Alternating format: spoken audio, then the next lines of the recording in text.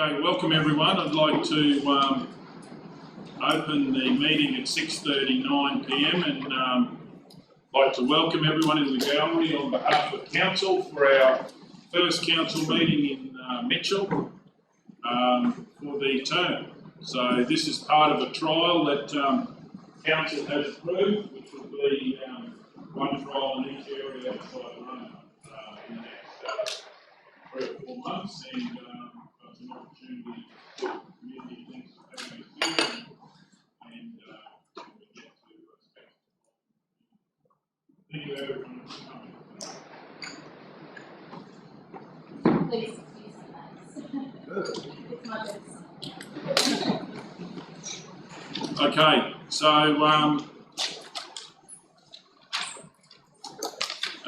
all the council is here. Do we have confirmation of the minutes, the ordinary minutes of the 23rd of September 2020? Mr. Mayor, I'll move that the minutes of the ordinary meeting 23rd of September 2020 be accepted as true and correct. Do we have a seconder for that motion? Councillor Guthrie. Any opposition? Does anyone wish to speak? We're going to go to the vote. All those in favour? 9-0. Does anyone would be happy to confirm confirmation of the minutes of the special meeting on the 1st of October 2020? Councillor Hancock. I move that the minutes of the special meeting held on the 1st of October 2020 be confirmed. We have a seconder. Councillor Taylor. Any opposition? Does anyone wish to speak? We'll go to the vote. All those in favour? 9-0. Do we have anyone to move on confirmation of the minutes special meeting 7th of October 2020? Councillor Burkett. I'd like to move that the minutes of the special meeting held on the 7th of October 2020 be confirmed. We have a seconder. Councillor Edwards. Any opposition? Does anyone wish to speak? We're going to go to the vote. All those in favour? 9-0. Declarations of conflict of interest.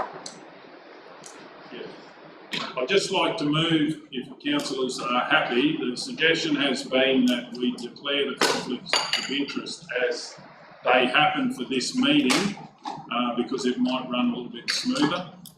So I'm happy to move on that. Do we have a seconder for that motion? Councillor McMullen. Any opposition? Everyone's in favour? All those in favour? 9-0. Is there nothing on the table? Then we'll move on to the agenda.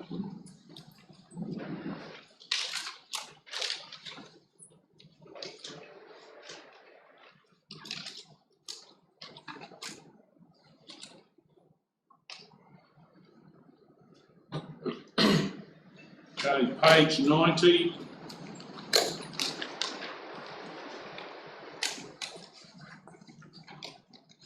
Notice of repeal or amendment of resolution.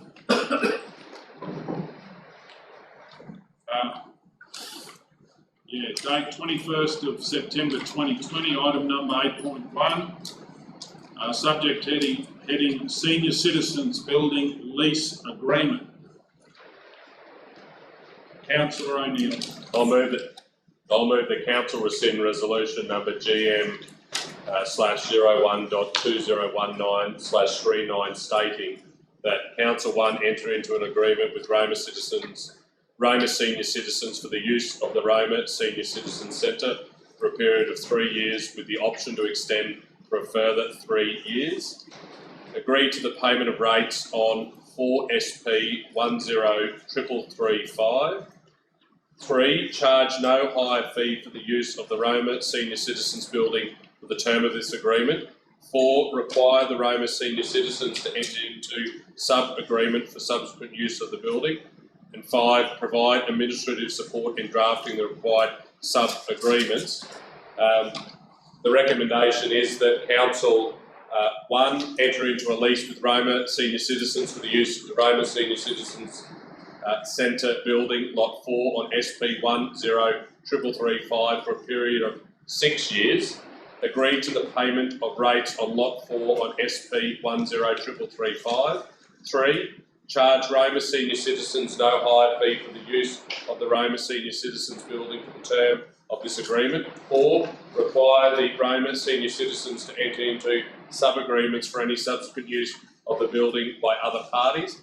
5. Provide administrative support in drafting the required sub-agreements. And 6. Authorise the Chief Executive Officer or delegate to sign the agreement. We have a seconder for that. Rescind or amendment of resolution. So we go with Councillor Edwards. Any opposition? Does anyone wish to speak to it? Do you have anything to say? So, councillors, we're effectively replacing that, and the key points of difference is that it's a lease now, and the terms period has changed. That's shown. And for the gallery, if you can't hear, you're quite welcome to come forward if it is hard to hear, and if you can hear, that's great. Okay, so we have a mover and a seconder. No one wishes to speak in opposition. Does the mover wish to speak to the motion? Just to say, Mr Mayor, that this gives even more certainty to the Roma senior citizens and their committee and the use of this particular facility. And I understand the sub-agreements that have already been in place with other parties have been working exceptionally well. Okay, does anyone else wish to speak? We're going to go to the vote. All those in favour? 9-0. Okay, moving on to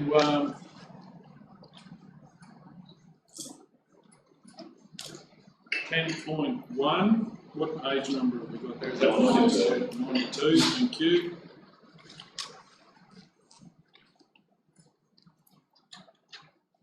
.1 Skilling Queenslanders for Work. First Start Traineeships 2020-2021. Do we have a mover? Councillor Edwards.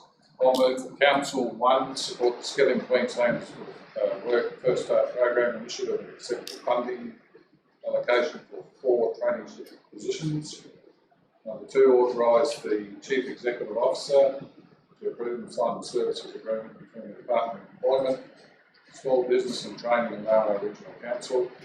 And 3, amend the organisational structure to include 4 traineeship positions. We have a seconder. Councillor Burkett. Any opposition? Does anyone wish to speak? I have a question. Please go ahead. For you, Mr Mayor and Madam CEO, do we know which departments they're going into as the training positions, or is that yet to be decided? Sorry. Hello, Noah. Yeah, we're still need to have further discussions with the relevant managers, but the ones we're proposing at the moment, we try and spread them around throughout the region. From times each year we'll do different ones, and also to where we identify there could be succession planning gaps to allow to train people up into particular areas. So the ones that we've actually identified is traineeship for Certificate 2 in horticulture with a placement possibly with Bassett Park, but also our maintenance team in Roma as well, to get the breadth of experience of the different work experience in different areas.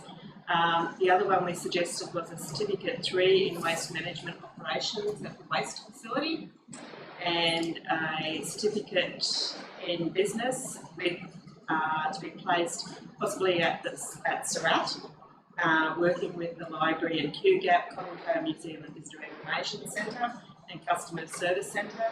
And the other one we were looking at is a certificate in automotive servicing technology and placing that at Mitchell Depot, just to give a bit of variety across the region and the different types of skill areas that we have within council. So that's what we're looking at doing. Obviously that can change if we identify that there's perhaps a better traineeship. The other thing I should mention too is we're also investigating the funding which the federal government has just made available as part of the recovery as well, to try and get additional funding in. We believe that even though we've got funding for these 4 positions, we still should be able to access additional federal funding for these as well, thus reducing any costs that may be associated with that, or perhaps even broadening the scope. And certainly we'll bring that back to council if we're able to do that. So, Councillor Burkett. Through Mr Mayor, Nola partly answered the question there, and one of them was to apprenticeship or to an apprenticeship. Still, is there some room or future initiatives to get apprentices, or could one of these, say the automotive one, be turned into an apprenticeship down the track? I think there is scope within this funding to alter it to an actual apprenticeship level, traineeship/apprenticeship, so we could certainly look into that if that was the direction. Suitable. So what we were sort of thinking about is maybe starting off with the traineeship for the person. Sometimes it's good for them to dip their toe in the water, so to speak, to trial it and see if it works out for them, because then we can always transition them across to an apprenticeship if that works out. And I'll also, just to follow on from that, if there's any ones in the welding fabrication. Exactly so, yeah. Thank you. Councillor Edwards or Burkett, did you want to put an extra line there if you'd like that to be investigated? Oh, if we could, that's, yeah. It's up to the mover.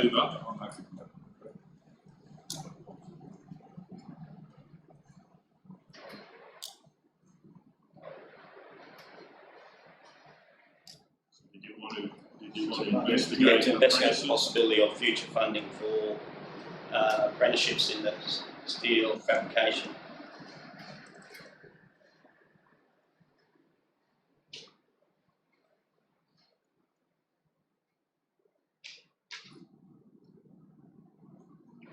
What about mechanical? Sorry. What about Oh, diesel the possibilities, that automotive one potentially going into an apprenticeship, if it fits, like. We currently do have an automotive apprenticeship within the organisation structure that's yet to be filled, so that one's going to be phased. Ideally, we'd like to rotate that through the region so they get different experience in the different workshops. But initially, that's at the moment linked to the ULA. Yeah. So we can certainly look at changing that certificate to automotive servicing technology and upgrading that to an apprenticeship. But as I said, probably my preference would be if we started off with a traineeship, yeah, and then progress it up. So it's the mover and the second are happy with that? Yep. That point 4. Okay, you want to just read that point 4? Yeah, number 4, investigate the possibility of future apprenticeships for steel fabrication. Okay, so does any opposition to the motion? Does the mover wish to speak to the motion? Yeah, I'd just like to say it's a great initiative and look forward to it being put into place. Does anyone else wish to speak? There's no opposition. Okay, we're going to go to the vote. All those in favour? 9-0.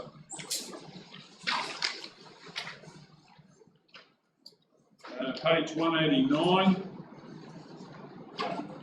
97, getting too keen. Page 97. 10.2, temporary recruitment supplier. Do we have a mover? Councillor McMullen. Mr Mayor, I'll move the council authorise the Chief Executive Officer to sign the agreement-contract with Commensura for category limit for short-term-temporary labour hire requirements. Labour hire requirements. We have a seconder, Councillor Edwards, Councillor Ladbrook, I should say. Any opposition to this motion? Does the mover wish to speak to the motion? I think. Does anyone else wish to speak? We're going to go to the vote. All those in favour? 9-0. Okay, page 189.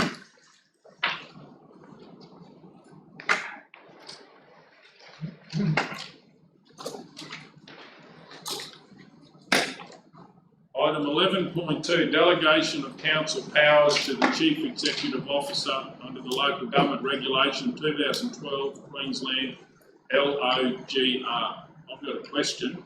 So CEO, is this standard as what has been in the past?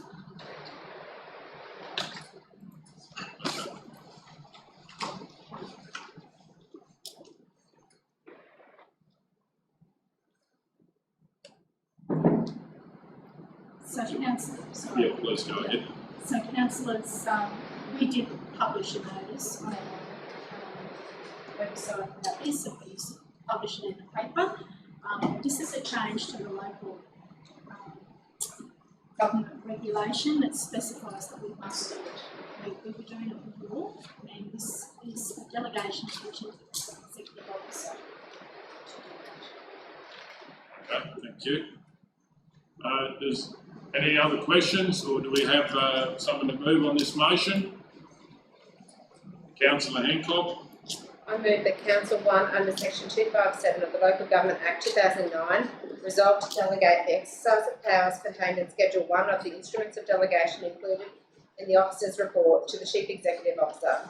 These powers must be exercised subject to any limitations contained in Schedule 2 of the attached Instruments of Delegation for the Local Government Regulation 2012 Queensland LOGR. 2. All prior resolutions delegating the same powers to the Chief Executive Officer are repealed. Do we have a seconder? Councillor Taylor. Any opposition? Does anyone wish to speak to the motion? We're going to go to the vote. All those in favour? 9-0. Page 201.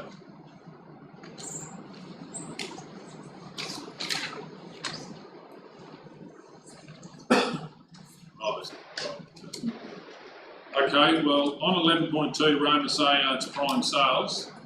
Councillor Taylor. We got new legislation in the London's portion by making a statement in relation to this matter. I advise the meeting that my daughter works for the contractor referred in the report, referenced in the report. However, she is based in Queensland and the finance level, therefore has no involvement in the day-to-day operations of the salary outside the firm.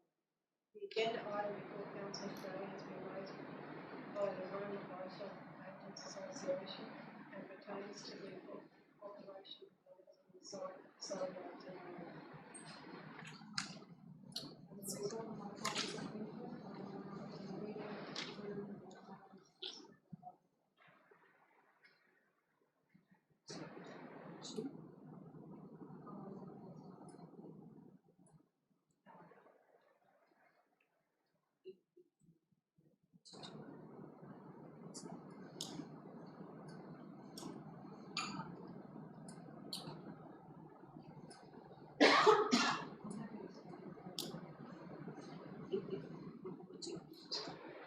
You don't have interest.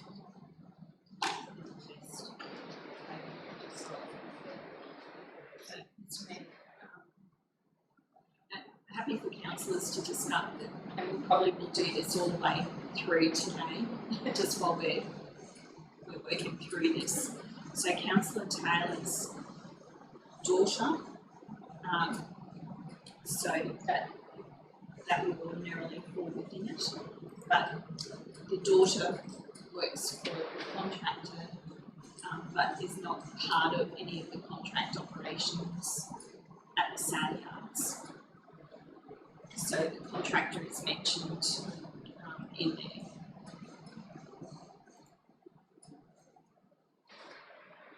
It's really what the council is comfortable with, whether you want to stay or whether you want to, leave the room.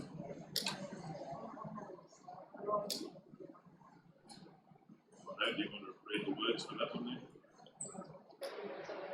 Yeah, that's right. So just go. Sorry, councillors. What we've been working through is there's two references. There's a statement, so that it's just making a statement if the councillor is comfortable that they want to stay, just for transparency. But where it is a declarable or a prescribed, what's been circulated has the word declaration. So in this particular one, we just did it as a statement for transparency. But councillors, please have a look at your cheat sheet if you don't feel comfortable with that. So you made the statement, yeah. So through you, Mayor, Julie, if it's a statement, it finishes there. Yes. No, that's what I'm asking. That if it's a statement, the councillor makes the statement Yes. and they inform the meeting and then they stay in the meeting. Yes. So there's no vote. No, but happy for that to be discussed, because if we step through, the daughter works for the, so the matter before council is the Roma sale yard's prime sales. It's about nominating the regular sale day for prime cattle and further review later with the review proposed in December. So it's the determination of the sale day. So Councillor Taylor's daughter, who works in Brisbane in the finance area, does she have an interest in the sale day at the Roma sale yards, is the question. Look, the way, through Mr. Mayor, the way you finished the statement, anybody was really likely to say yes with us, where I landed on, so. Yeah. So do you think that she still has a, No, No, I don't. so it is a child, but it's the employer of the child, so it's not the employer of the councillor. It's the employer of the child who is mentioned in the report. That was the thinking in that space. But again, it's uncharted territory, councillors, so So under the legislation, do we as council still have to vote on it, or something can we decide? at the moment, well, the way that we've approached this, is that it's just a statement for transparency as to why it hasn't been considered a conflict.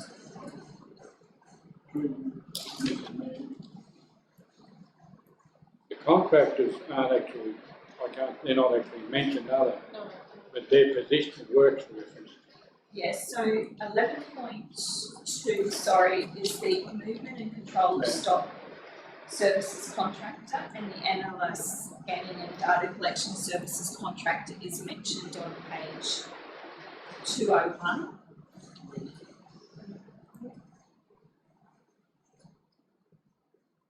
So the contract. The contract. Sorry, Director. So the contractor may benefit or suffer loss with the choice of day. Correct. Whether it's Thursday or Tuesday, but it's the employer of the daughter. My question was, no contract is mentioned. What they do is mentioned, but no names, do they? Yeah, so this particular request has come through the Roma Livestock Agents Association, so they wrote to council. So on page 206 is the letter that triggered the report. Now, Councillor Taylor's daughter has nothing to do with the originating letter.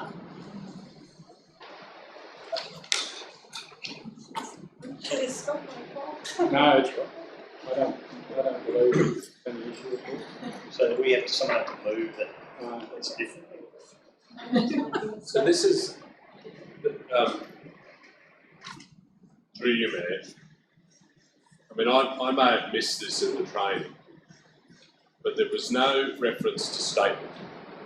If you make a statement in the chamber, you've done so because you think that there may be a perceived conflict or... So sorry, there is no perceived. Oh, sorry, you believe that there could be a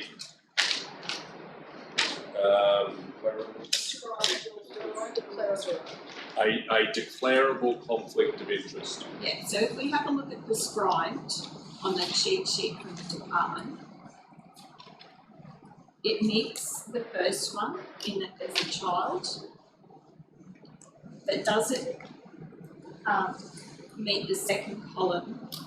It's not related to a donation, a gift, or a loan, sponsored travel or accommodation.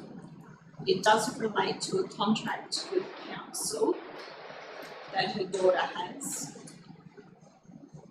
It doesn't relate to a submission to council, a DA or a grant application, or the CEO.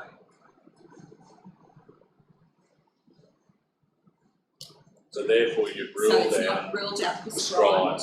Then we go into declared. So close associates, so it's the child. Now declarable is gifts, loans, sponsored travel, totaling 500 to 2,000, or interest where a reasonable person might think you could be biased. and then So would a reasonable person think that there was bias in this particular case to do with the determination of the sale date? And then it says that to be signed by passing resolution first, we can involve, so we think someone has to. Mr. Mayor, can I say I got onto the electronic version today and I tried to do my declarable COI. Sorry, no, I didn't actually go any further because like you're saying, Madam CEO, when you start to get through that list, you can't go any further because there's nothing to actually select from. so that there's no. Yeah, sorry, there's not, the electronic form that's there is for the register of interest. It's not of interest arising at the meeting. No, there was one that was attached to the LGAQ that I got in and it was actually the template that you could do these electronically. For your register of interest. No, for the ordinary meeting, special meeting, all the other types of meetings you've had. It then said what agenda number, I put the agenda number, the title, and then I stepped through each step and I got down, I can't go any further because it doesn't apply. So why don't we just vote on it, at least we've been. So just Councillor Guthrie is referring to the app that LGAQ's developed to try and help navigate the legislative changes. But if I can just finish the point, Mayor, that I was making before, there's no reference to statements anywhere. If you're making a statement of any sort in here, it could be drawn in this little box here that says unsure question mark. This usually means you should declare the interest. So you could declare it, opt to stay in, and then allow the rest to decide. That's what I got. It's whatever council feels comfortable with. The concept of the statement, I had a chat with the association to try and work out how we navigate these particular three for Councillor Taylor, because the vote was quite long, and this was sort of where we navigated, but yeah, it's entirely up to council. So if you have some wording, if someone wants to do that, do you have to do that first? It's on our cheeks. So you can just you could read your statement and then end with, on your cheat sheet over at script. If you want us to vote on it, you can just end it with, although I have, where it says, Although I have a declared public of interest, blah, blah, blah, blah, blah, and then we can vote on it. Although I may have a, Although I may may. have a, Yes. Would you like to say this, please? Big voice. Although I have a declarable conflict of interest, I do not believe a reasonable person could have a perception of bias because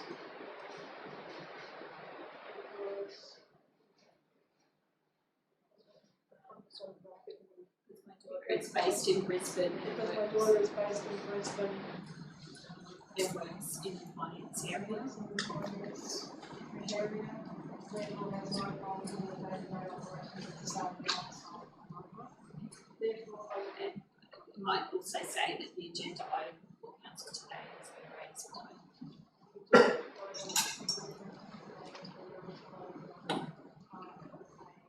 Amended by the Roma, by letter.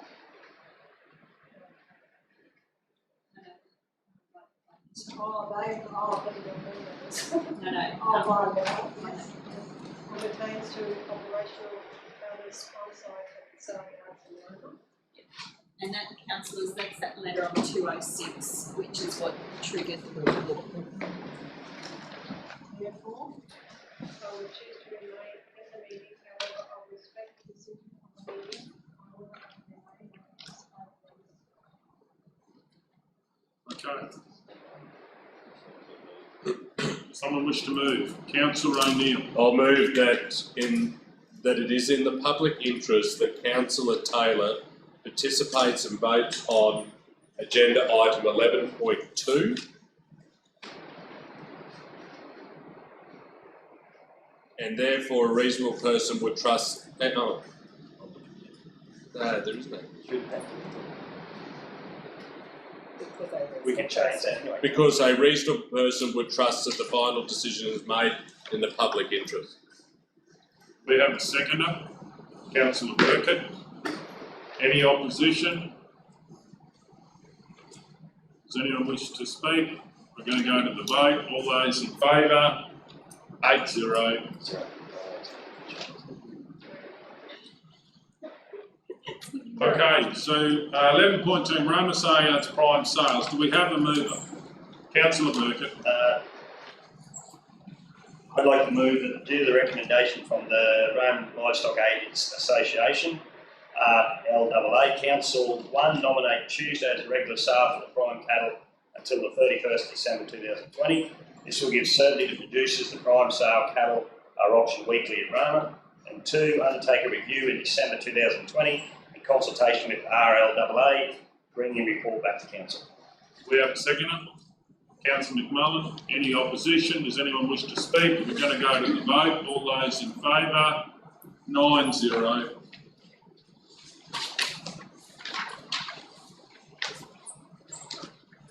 (11.3), page 207. Thankfully, no interest in this one. 11.3, tender 21001, register of pre-qualified suppliers for the purchase and removal of scrap metal, batteries and other valuable recyclable materials. Councillor McMullen. Mr Mayor, I'll move that Council 1 approve the formation of the register of pre-qualified suppliers for the purchase and removal of scrap metal, batteries and other valuable recyclable materials. 2, include the following suppliers in the register: 1 Steel Recycling, trading as Infrabuild Recycling; Sims Group Australia Holdings Limited, trading as Sims Metal Management. 3, approve the register to remain current until 30th of September 2024 with an annual refresh. 4, authorise the Chief Executive Officer or Delegate to enter into a sale of goods agreement with the selected tenderers, formalising the terms and conditions detailed in the draft agreement. We have a seconder, Councillor Ladbrook. Any opposition? Does anyone wish to speak? We're going to the vote. All those in favour? 9-0.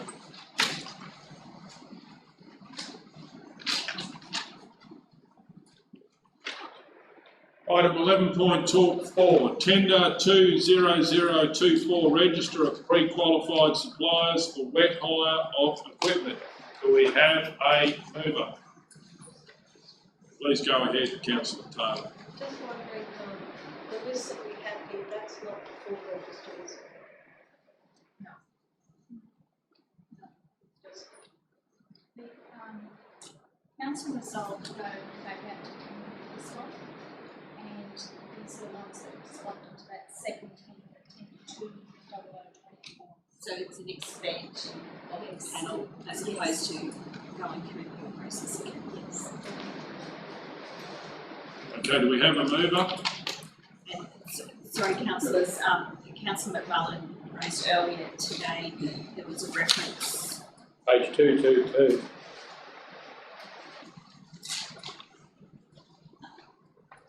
And yeah, the one that you had, because there were contractors on the register may gain benefit, and those contractors not on the register will not receive preference for work. That means the whole thing. So yeah, if councillors happen to see other people doing work for council, it will be because they were on the original panel, not necessarily the expansion. Through you, Mr Mayor, too, and if anyone else comes, reads this and say, oh, why aren't we on here? It's not the whole thing. And if I could just clarify, the purpose of this report was to clarify the sub-panels. So council had previously approved the suppliers, but we didn't clarify the sub-panels from the supplier, so that's the purpose of this report. Through you, Mr Mayor. Shan, can we add wording on that so it takes that confusion away? That it's an added to the original list or? Well, they've already been added to the list. This is to approve the sub-panels of the Through you, Mr Mayor, the confusion could be when you read page 222, it says if you're not on the list, you know, contractors not on the register of pre-qualified suppliers will not receive preferences for work, which is fine, but people read this and they don't see their name here, they say, why aren't these sub-panels are for the addition. Yes. Not Yeah. the whole panel, that's the confusion. That's what I mean, if we just add that. So maybe if we put the word additional, Yeah, Yeah. that'll be good. And excuse me, through you, Mr Mayor. the additional, yes, suppliers and sub-panels? Or is this just determining the sub-panels? It's only determining the sub-panels. Yeah, so just take out suppliers. You know, what we last time, we didn't have to read the whole. We just It's listed below. it's in open, so it's all, if council's happy. Yes. Very happy. Okay, do we have a mover on 11.4, tender 20024, register of pre-qualified suppliers for wet hire? Councillor Now, Mr Mayor, I move the council approve the formation of the additional sub-panels of equipment under the register of pre-qualified suppliers for wet hire of equipment as listed below, pages 219, 220, 221 and 222. Okay, do we have a seconder? Councillor Ladbrook, any opposition? Does anyone wish to speak? We're going to go to the vote. All those in favour? 9-0.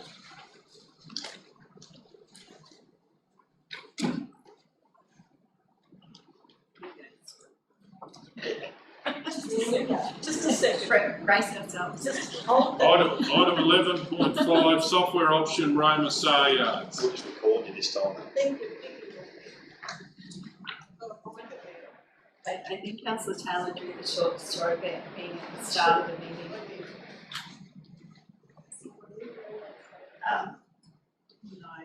No, how about that?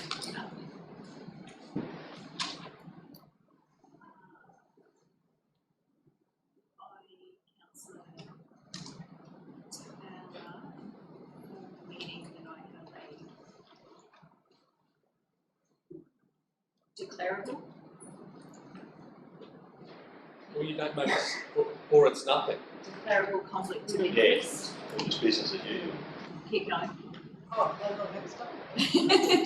I Wendy Taylor, inform the meeting that I have a declarable conflict of interest as a as a result result of of my daughter working who's on AAM operation, which is a contractor for the council.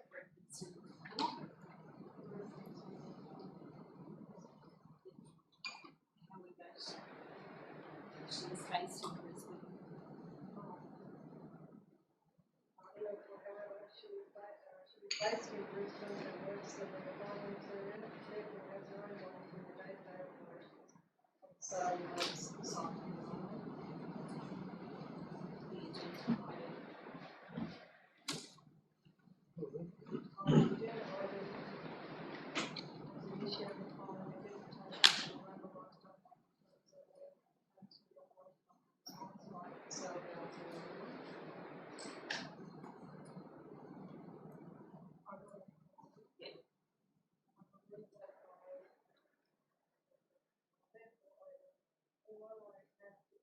negative narrative. Although I have a historical conflict of interest, I do not believe the next person would have a perception of bias. Therefore, I will choose to remain in the meeting, however, I respect the decision of the meeting on whether to remain and participate in the decision. Okay, do we have anyone that wishes to move on this? Oh, Councillor Hancock's first. I move that it is in the public interest that Councillor Taylor participates and votes on agenda item 11.5 because a reasonable person would trust that the final decision is made in the public interest. We have a seconder. Councillor O'Neill, any opposition? Does anyone wish to speak to it? We're going to go to the vote. All those in favour? 8-0. Mr Mayor, can I also suggest, Councillor Taylor, it might be in the best interest that you use your paddock voice tonight as well. I am struggling to hear you from where I am, so. Get aggressive. Get aggressive. Or your cranky voice, whatever projects. I've got it ready. Okay, 11.5 software options, Roma Sayards. Do we have a mover? Councillor Ledford. I move that council engage with key users of the current livestock management platform to identify individual practices that may be enhanced and or overcome through this technology, and 2, call for expressions of interest to provide livestock management platform at Roma Sale Yards. We have a seconder. Councillor Edwards is first. Any opposition? Does anyone wish to speak? We're going to go to the vote. All those in favour? 9-0.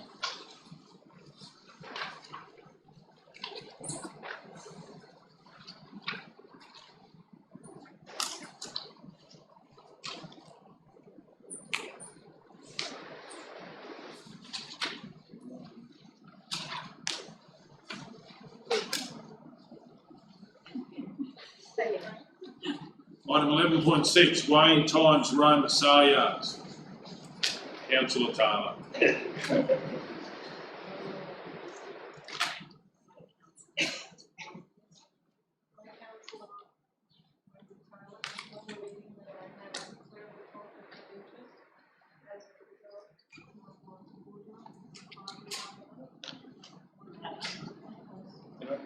Sorry, working for AA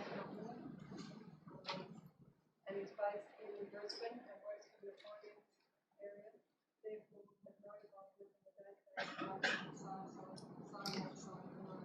The agenda item was initiated from the dedication of key stakeholders including rural livestock agents and pertains to the operation of others on site at the Australia in Maranoa.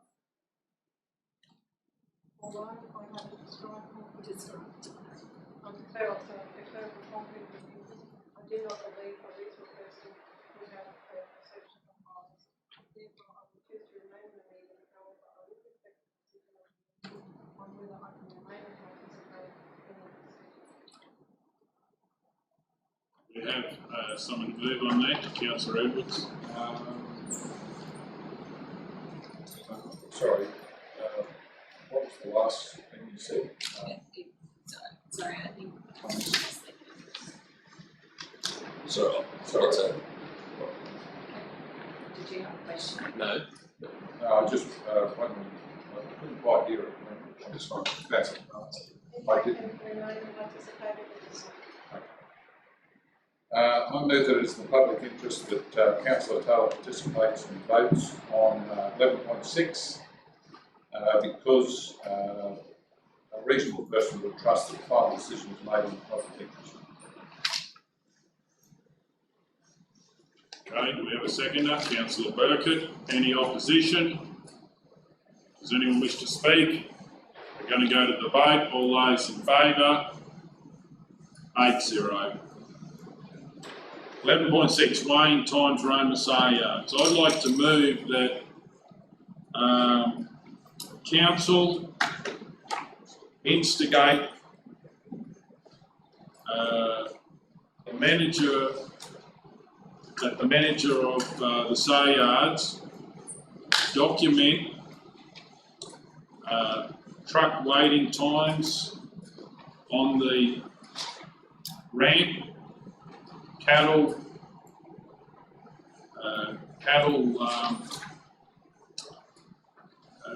time for cattle to be brought to loaded onto the trucks, which is point 2. Point 3, the point 3 would be Sorry, sorry to interrupt you, but I'm just wondering, are we talking about weighing times or loading times? I'm going to put that in as well. Yep. So it's all measuring and monitoring. So that's why I'm putting that in. Have we got load out times in another spot in the report, or is it in there? I don't think it's in this one. But this is part of, and then truck.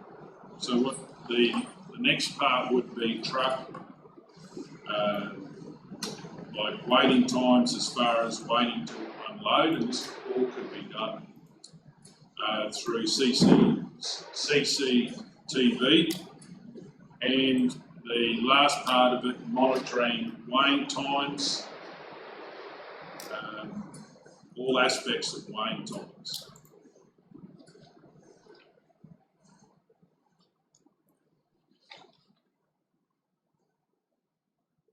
You mind repeating the resolution, please? Sure. And can we, Kel, can I put like 1, 2, 3, 4 in there, please? So point 4. Okay, so that council instigate that the manager of the sale yards, number 1, document truck waiting times on the ramp. 2, times for cattle to be brought for loading onto trucks, meaning, so we understand maybe in brackets, time to find the cattle, or time to find the cattle might be the best way to Mr. say it. Mayor, you'll need a verb, you'll need to have monitor times for cattle, you'll need a verb there. That council instigate that the manager of sale yards. Number 2, you'll need a verb to actually show an action. Right. You got a suggestion there? Record or monitor. Right, happy with that.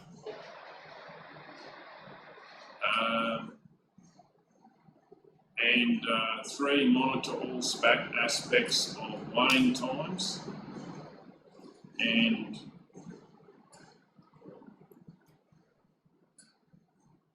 all aspects of weighing times. Or maybe in point 3 we could actually have in there delivery times, which is part of weighing times. Delivery and weighing times, so by the time that they're delivered and weighed. Probably, I don't think we need it. So the idea of, so I'm happy to read that again. The council instigate the manager of the sale yards to document truck waiting times on the ramp. 2, record times for cattle to be brought for loading onto trucks. Monitor all aspects of delivery and weighing times. And probably point 4, bring back the report back to a future meeting of council.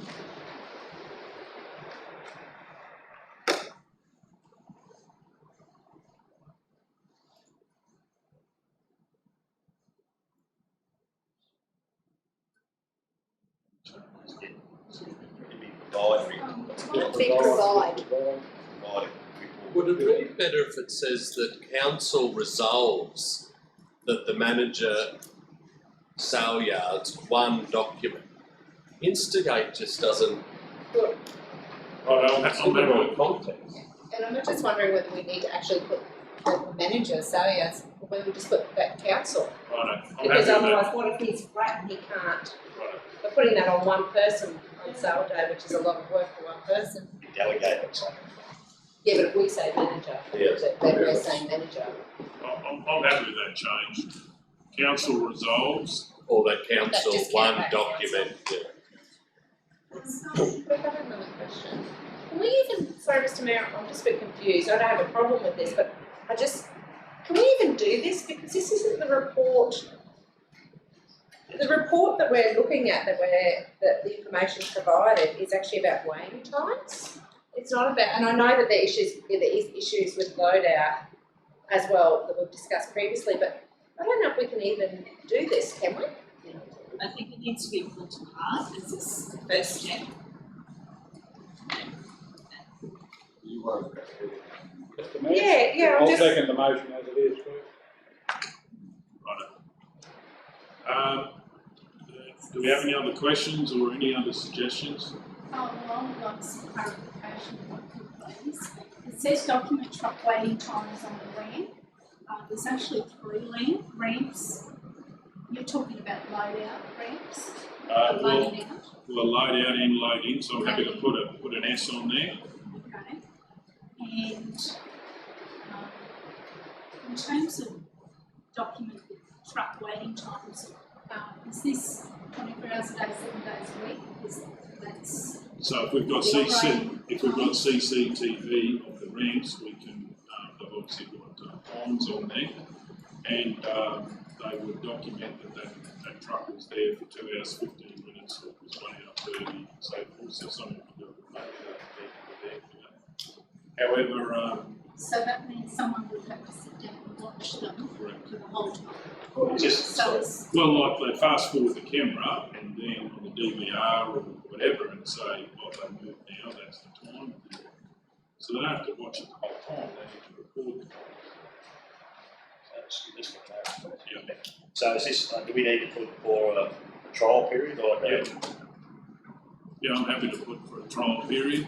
So they got a time to say, between the hours of such and such, or the whole day or a week or so. So this is about, documenting what is happening there, and then obviously we want to improve all of these times, but first we need to learn about it. So can I just clarify, are you talking about the waiting time from arrival till the cattle start getting loaded or unloaded? No, so this one is when the truck pulls up and when the truck leaves. And will you want to know the numbers that are actually being loaded? Well, I'm happy if you put that in there, but record the times for cattle to be brought for loading on the truck. So what I'm saying is how long it takes to find the cattle, bring them and load. And what about resources? That was going to be my suggestion, that I think there's been comments made that the team is very light on just doing what they're needing to be doing, so we can't give We'll us. have to do several cameras. To be quite honest, I'll have to check with the manager. It's my I have to check, but I think there's cameras on the ramps, the load-out ramps. It's through you, Mr Mayor, in the past we've had instances where there's been discrepancies, we've heard of discrepancies and they've gone back and rerun the tape and counted. My understanding of tapes are. But that's a one-off thing, not looking at every load, every. And I take Councillor Burgett's point, that how long is this going to go on and what? It should be 24 hours a day, 365 days a year if the tapes, if the cameras are there. So you don't. So this is forever, because Councillor Well, Burgett's. I was just curious, if, are we going to just get over a sale or like 2 sales or? Yeah, that's where we're going from, Councillor. Yeah, just is this duration. can we trial it for a month and then see what the resourcing will involve in doing that? Because if this is massive, then we might need a person to go with it. Because the sale yards are closed. Yeah, the three of us, Mr Mayor, my understanding of it, those cameras go all the time. Now, you maybe not quite worded right, but if Joe Bloggs rang up and said I had to wait 4 hours on Sunday at such and such, it'd be there recorded. I'm not really sure the Mayor's intention is to go through every tape every day. That's what it was sounding like. Yeah, at the I think start. that. That is seconded. Yeah, so that's what I actually am suggesting is that, but you don't have to watch the whole tape. All you have to do is fast forward to the truck moves and get the date stamp at the time. So this is about measuring. We've had a lot of feedback about times and so forth. This is measuring how long, on average, a truck sits there and how long it takes to get the cattle. So I'm happy to do it for a month if we get the data back, and then we go from there.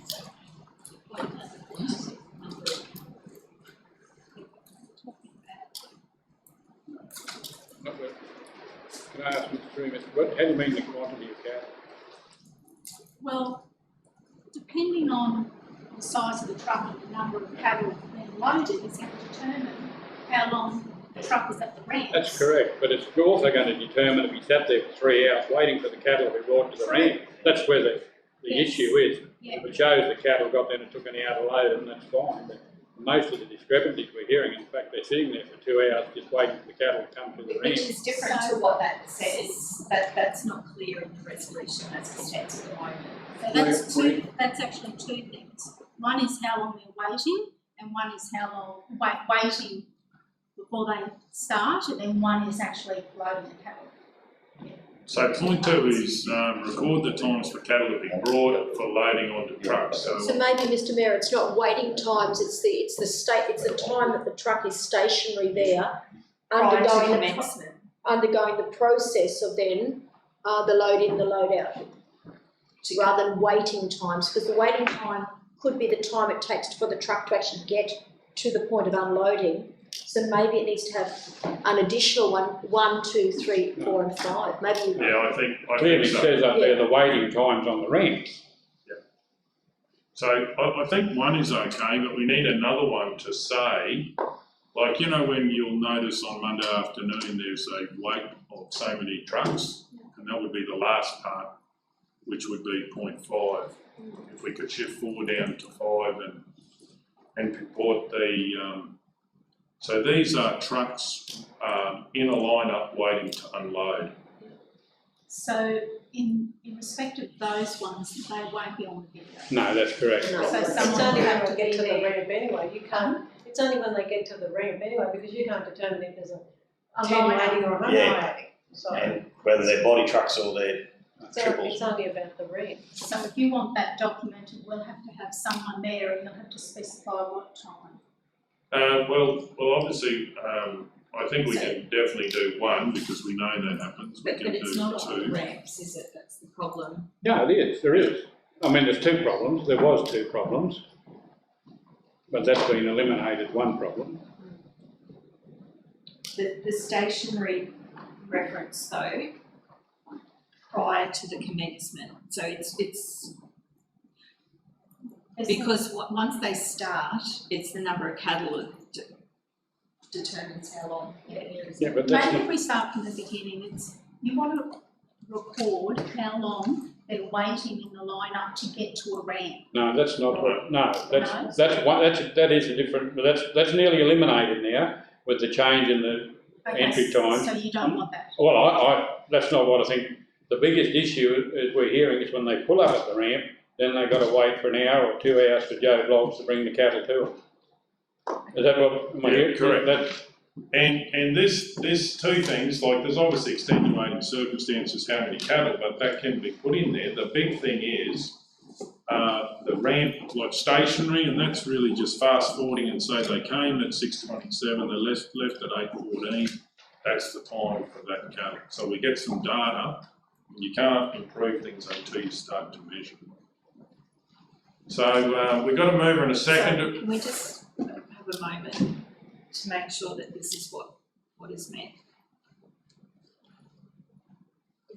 Is that what council means there? From when the truck arrives at the ramp, That's right, When is cattle that? leaves.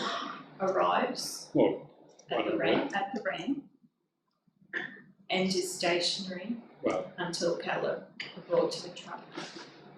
No, there's two separate ones. So, it's actually for the duration of the time they're at the ramp, yeah. in the process of loading in and loading out. But And then the second one is to do with how long the cattle take to come, and then they're loaded onto the truck. So the The truck will first be, one, well, sorry, Mr Mayor, the first one, when the truck pulls up there, the video will show he's parked there. Now, correct, if he's sitting there for 45 minutes and no cattle are going up the ramp, you will assume he's waiting for cattle. Or it might be 2 hours while he's waiting for them to bring the cattle. So that's in essence the second. It probably comes into the number one, yeah.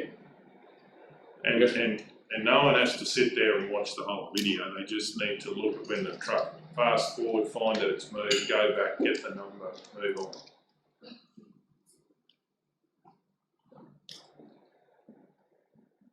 The So second, we the don't second need- brackets need to go. It could go, but it, well, So it the needs first to be one, done on both. the truck, So But it this will is be, if the any cameras cattle are working, coming this, in or the cameras are working, it'll be done. But then that needs to say it in there, Councillor McMullen, to get the staff to do it.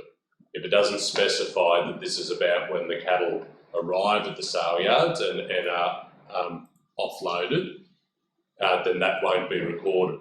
At the moment, that says when the truck arrives and the cattle are brought from the yard and put on the truck.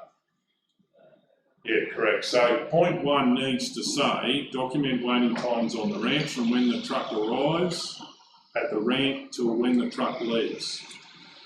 And then, that's all we're asked for in that one. The second one is to do with when the cattle come and how long they take. So, That's while it's stationary waiting. correct. That's the first bit. Yeah, that's the first bit, yep. So can we get rid of until the cattle are brought to the truck kill on the first one? That's not needed, Oh, because, are we sure? yeah, definitely. We just, really, it's like a cab rank. The cab turns up, when does it leave? That's what we're looking at. But it will only leave when the cattle are on it. Yeah. Correct, but we might find that there was 298 and, Isn't that unloading? so, Because the second one is loading. record, yeah, but this is, well, see, some trucks come there to unload and some trucks come there to load, so that's what. So can we take, please, from when the truck arrives at the ramp, and then we need in there until the truck leaves. and that covers, Yeah, and then Cattle get rid of the arriving. rest of That's what. right. yeah. It doesn't matter which way you're going, Yeah. whether you're coming in, going loading in or loading out. And then point two will tell us more information about why that truck was there for 2 hours and 56 minutes. And that may tell us that there was some hiccups with getting them out of the cable yards or whatever. So how, in terms of recording the times, how do you suggest we do that? Off your cameras. Off the camera? Cameras are running all the Yeah. time, I believe. So someone would go down each day from the day before and fast forward and document this. So we just had the words using CCTV Yep, footage. happy with that. Oh, I'm just wondering, Councillor McMullen, do you know if there's cameras on the, I know they're on the 3 ramps, but what about the other 2 body truck I ramps? can't, I don't think so, no. Do you mind if I just ring Paul and ask him? Yeah, fine, but I don't think there is. And I'm happy to put there on what information we do have.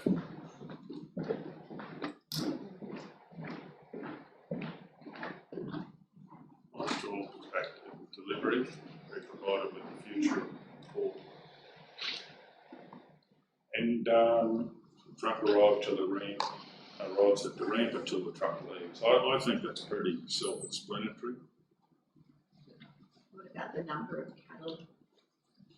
Record times for cattle to be brought, yes, and we can put in point 2 for the cattle to be brought and the amount of cattle.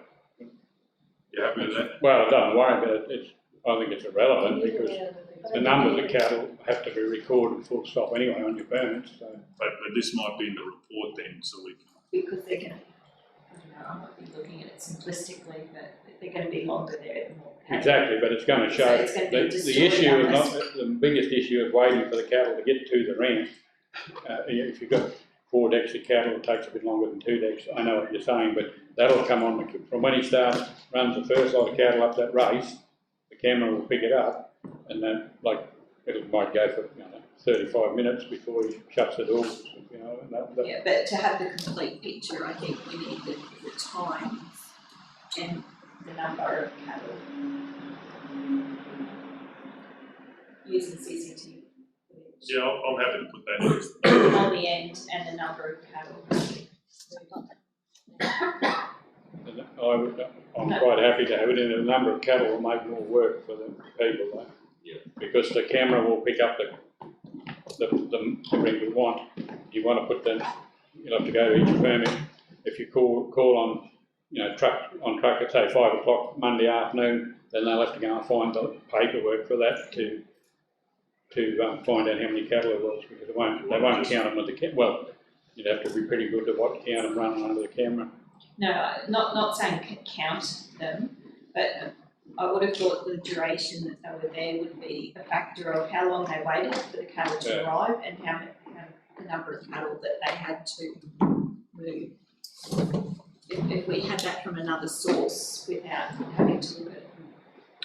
So then, Mr Mayor, you would have and cattle numbers, and not you wouldn't have and the amount of cattle. You just have just take that bit out, Cal. Record times for cattle to be brought for loading on using CCTV footage. We need to know the number of the cattle. Yes, is number 3. No, leave that there. Sorry, Cal. Just move it down. Comma, including number of cattle. No, but that's not from the CCTV footage. It might be from another source. Yes. Yeah, we're from the permit. Yeah, so make push another 3. Yeah. Collate the number of, or source the number of cattle. Just total head would be all right, wouldn't it? So it's simple. For that consignment. Mm. Yeah. But like I said through you, Mr Mayor, I think it would only be For each For consignment. each consignment. the camera's role as it is now. They only go back and check them. I think if there's a discrepancy when they're unloading it. Joe Blogg said that I had 34 on it and you only had 33 in that. So with cattle going out, we will have those records. The cattle coming in, we'll need to consult with the agents. So they'll have to be involved in this process. You want a point for that? Yes, how does that link with their permit requirements to actually be there? Because at the moment they're not. That comes in with the weighing. With the what, sorry? The weighing. So under their permit, the conditions imposed is that they're supposed to be present to facilitate the weighing of the cattle. No, I don't know, but can we just point, we've got to keep moving, so can we make point 6, work with the stakeholders or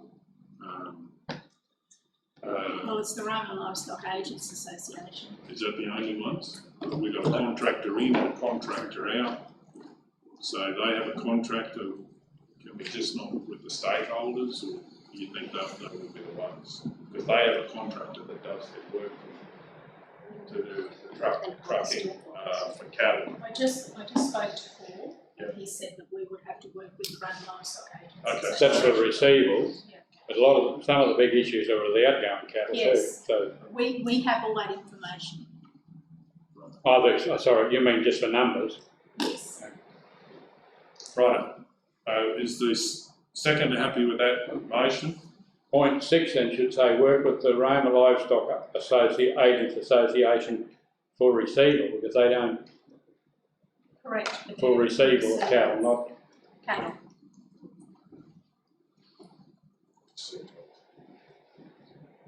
Receival. So you're happy with that as a seconder? yes, Mr Mayor. I'm happy with that as a mover. Any opposition? Does anyone wish to speak to it? Can I just clarify, in terms of monitor all aspects of delivery, What does that? Well, actually, probably should say weighing times and delivery. So for instance, so what they're doing is they deliver cattle to the scales and they actually deliver them into the pens after they've been weighed. Yeah. So this is all aspects of So that. what part of from from when they're weighed to when they're delivered to the pen, what do you want them onto there? So, for instance, That's delivery to pen. To pen. Yeah. To pen. and delivery to the scales and then delivery to the pen, because there's two things. That's, But what, The What time, how long it takes. Mr Mayor, that's all hand in glove, because if they're not getting weighed, they're not getting delivered, so it's all one thing, like you come from the selling pens to the scales and you go to the other pens, so if one stops, everything stops, so it's not three different movements, does that make sense? The only comments that have been made is sometimes the cattle don't start flowing for a while, and then they say that they run out of like 4 yards or something, so. So for clarity, Mr Mayor, wouldn't it be monitor all aspects of delivery, through to weighing times, through to removal? I'm happy with that. And that captures everything then. can I just clarify? Are we talking delivery?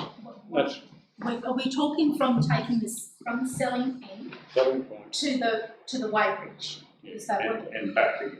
And then to Back their to, Yeah, And then to the- where the buyer's yard the is. buyer's yard. Okay, Just that, because those three things have been brought up to me as things that if any of those things go wrong, just, it stops work.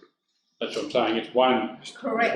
thing, that's what I'm trying to say, it's one, if one part of that stops, the whole show stops. Correct. And that's not the sole responsibility of the contractor. Correct. Yes, it is. Correct. No, it is. No, it's not. Why?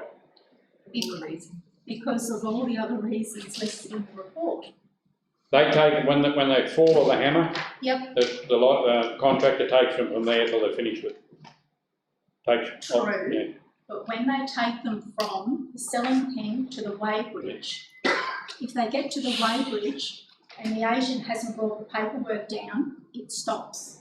So that's not the contractor's fault, that's the agent's. That just says monitor the thing, it doesn't say whose fault it is, it just says monitor that.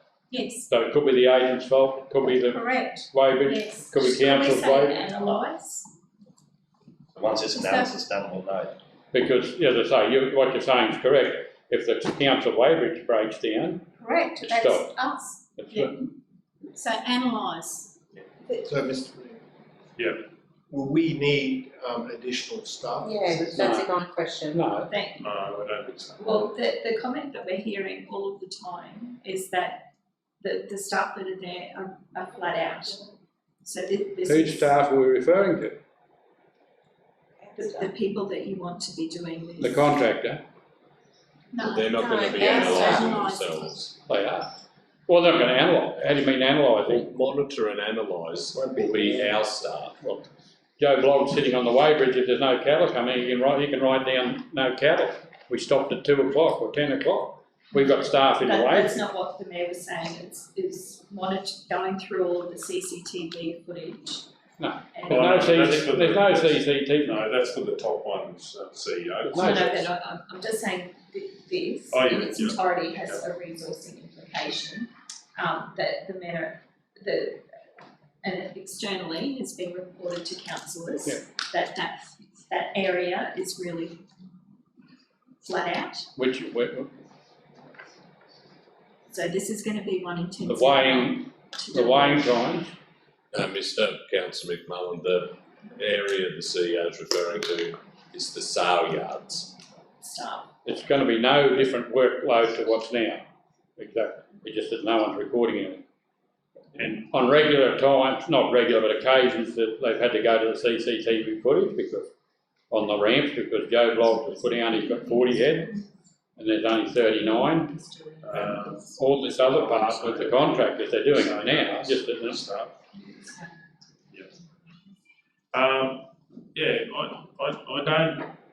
I think the worry is it's a huge workload, and I would not say that. And when we talked to the manager of the sales, he didn't, we're asking him about more staff, and that had been brought up by people in the community, but the manager of the sales seemed to say that he had enough time. But that was before he Yeah, but he'll. There's nothing there that they're not doing now. I think is they're not writing it down, recording it. No, they will have to sit down and watch 1 month's worth of.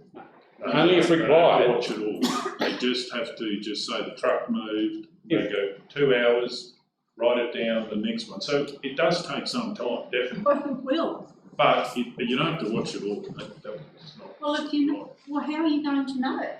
Well, Mayor, in it, you will watch it all, they'll just be fast forwarding elements of it. Yeah, which. So they will watch it all, because it's not complete then, because you're gonna, Because we Because only we're go gonna through get it to till the we see the analyse truck. the all aspects of delivery bit as well.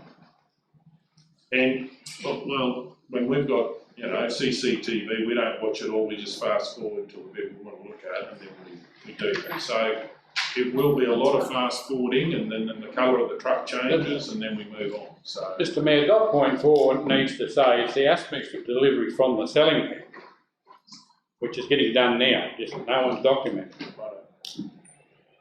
Okay, all that, Correct, Councillor McMullen. And from selling pen through to the scales and then into the delivery yard, I suppose you'd call it. So can you walk me through that, Councillor McCollum? So they finish selling, Yeah, right? And the contractor is Yeah. on a horse or on yeah, foot, well, yeah, well, but they've got a gate open. right? So they grab the cattle and they take them to the weighbridge. Yeah. Who in that records the time from the pen to the weighbridge? Whoever's in the weighbridge. One, But how do they know in weighbridge what time they left the sale pen? well, they're sitting there, if they know there's no cattle there, they can write down waiting on cattle from 10 AM or whatever it is, or the Oh, so you're not meaning each pen, when they leave each pen, I was envisaging you were saying that they leave that pen, someone writes that down, they get to the weighbridge, they write that down. They leave the weighbridge, they write that down, they get to the yards, they write They that enter the down. pen numbers every time the cattle come in, pen Yeah. 1, pen 2, whatever it is. So, and that's already being recorded, but there's nothing being recorded to say we had to stop at 9 o'clock because the cattle didn't turn up. Then some mornings you'll be there and there's no cattle at the scales for some reason, or the scales broke down, or the fellas out the other end mucked up with their pen, so that pen over there is too full, it's not big enough, we've got to move them all the way down here. When everything stops, they need to be recording. Yeah, so that's, that's not what I got from that. so it's sort of like recording, like by when something goes wrong, like they say that there's no cattle for 10 minutes or the. Yeah, so Right? I understand And that's that. what Paul, I believe, is doing now, so I don't think it's. Yes, but he's monitoring what goes across the weighbridge and when.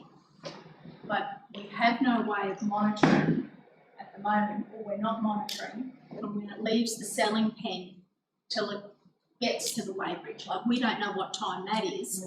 We only know by the time they're going across the weighbridge.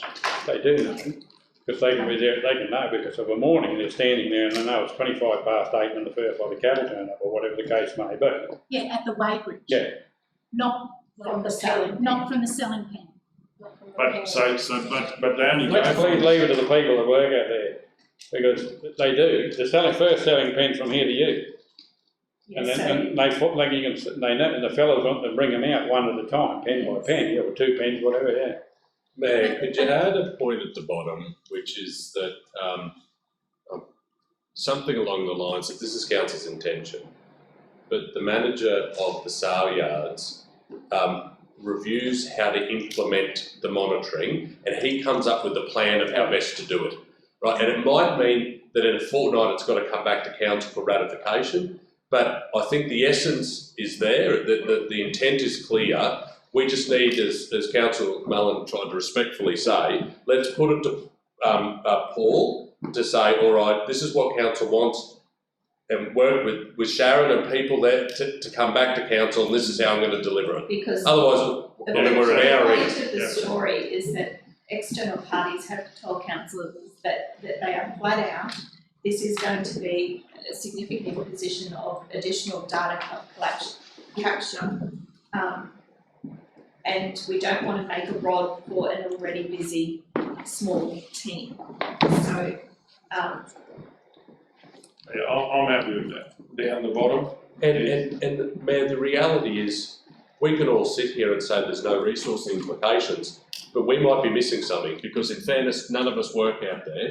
And if it is, Paul needs to include that in what comes back to council in a fortnight, and we'll have to make a decision. You know? Or Paul could come back and say, yeah, I can do it this way, and this way, and we go, we're happy with that. That's right. So could we push that to the top? Seek advice from the relevant staff and how to best analyse, how best to capture data and capture and analyse data in relation to waiting time, wait times, broadly covering the following items, ... Yeah.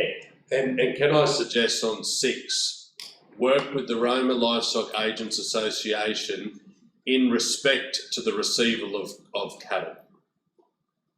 Not for receival of cattle. Because they contract someone to do it. And I think through that came about just about the numbers, but just to get the numbers. Yeah, I get that. Yeah. So, In respect to the receival of cattle. Sorry, Councillor.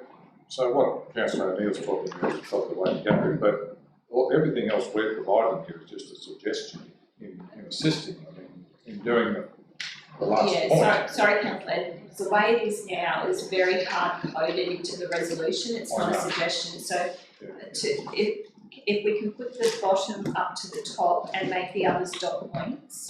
But excuse me, Stephen, all those other things above at the moment are just our suggestions. As Councillor O'Neill said, we don't work there. So we don't I know, but we need to change the resolution because it's not worded as a suggestion. Yeah, so Councillor, that's what I'm saying. If what the CEO is saying, flip it. Yep. We seek the advice, all those points that we've collectively now come up with. If that stayed the same, it is a hard fast. This is what council's instructing the organisation I'm to calling do. them suggestions. Well, That's what I'm calling that's what they'll get to, but at the moment they're not. No, I know. Yeah. I agree. So the council for a trial period of 1 month, Could we have that as the last item? So seek advice from the manager on how best to do these things. Capture and analyse data In relation to a 1 month trial Yes. on the following points. yeah, broadly covering the following points. And we may have missed something. I mean, Paul may include other things. From that you get the general overall view of it, and then the suggestions are such and such. Maybe to help, I don't know. The following suggested points. Yeah.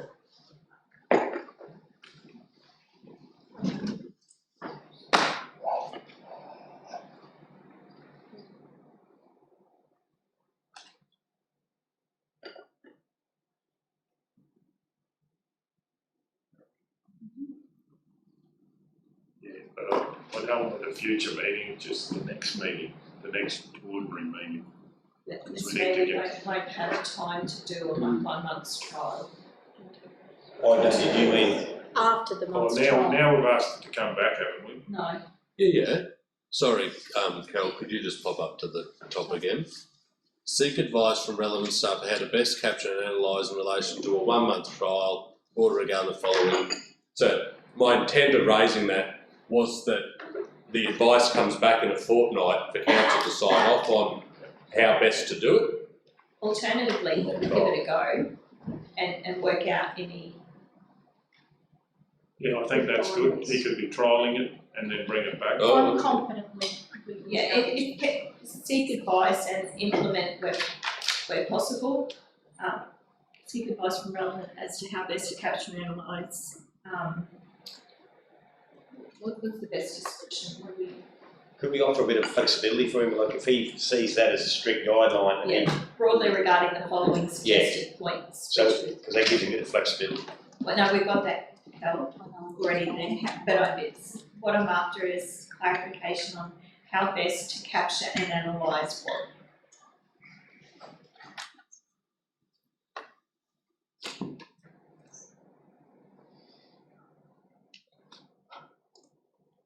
because, you know, if you just go through the CCTV, you can say it took, you know, 1 hour 50 to do 6 hours, so we know roughly what it's taking.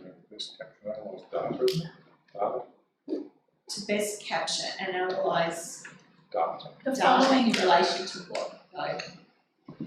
well, the following, Like so process. best to capture and analyse the Data. following suggested points. Yeah. Okay. Yeah, we just probably need to keep it on. So are we happy with that?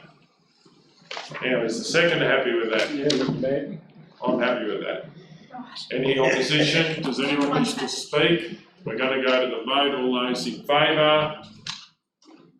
9-0. Lost a few of that one. Not surprised. Oh, no, I think half of them, they can't hear. Yeah, I think we need microphones next time. Item 11.7, request to reduce trading terms. Do we have a mover? Councillor McMullen. Mr. Mayor, I'll move that council approve a reduction in trading terms from 28 days to 14 days for any invoices submitted by creditor 11568. We have a second to Councillor Burkett. Any opposition? Does anyone wish to speak? We're going to go to the vote. All those in favour? 9-0.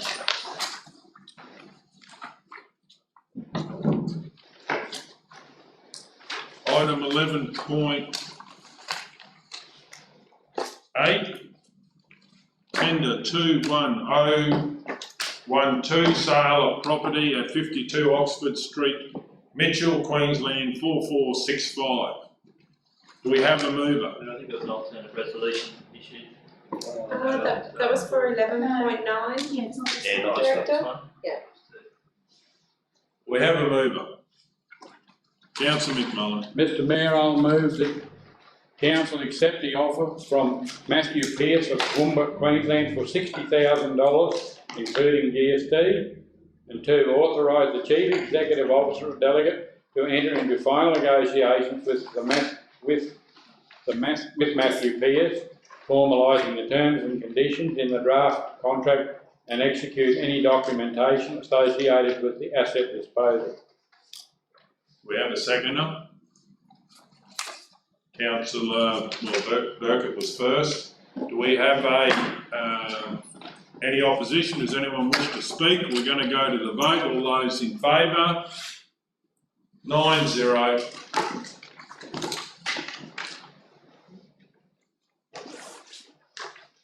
Item 11.9, tender 21000, sale of 181 Alice Street, Mitchell, Queensland 4455. Is that the alternative? Okay. Do we have a mover? Up on the screen, I think, maybe. Same one. Councillor Burkett. I move the council offer the property described as lot 8 on M15144 for sale other than by tender or auction pursuant to the exception under section 2361A of the Local Government Regulation 2012 Queensland. 2, authorise the Chief Executive Officer or Delegate to A, list of properties with local real estate agents with all real estate agents in the Maranoa Regional Council area being given the opportunity to list the property for sale until 15th May 2021. B, lists of property for sale for a sale price of $30,000. C, accept any offer not less than the market value price as determined in the valuation report by Fraser Valuation on 15th May 2020. D, negotiate, complete and execute the necessary documentation to list the property for sale, enter a contract of sale and any other documentation necessary and incidental to the disposal of the properties. I've got a question. How do we ensure the fairness of making the agents aware at the same time about the property being listed? Because obviously it may be quite attractive. Do we have a plan where we can do that all at the same time? So no one gets a jump on you know, we've got quite a few agents. You're saying they should take Well- the documents, wouldn't it, like, You just email them all at We're the same just, time. yeah, just email them. So we'd sort of, if it's dated, they can't, you know, they're not gonna say, I didn't get it, like, it's from someone else, it'll be dated. so the plan is to email them exactly at the same time, is that correct? Yes. Yeah, I think that's fair, as long as we don't talk to any of them first or whatever. Mr Mayor, Well, you they're have to going to consult send a this- DL, a distribution list, and make sure before you sent the email that everyone was inclusive of it, that there was nobody left off.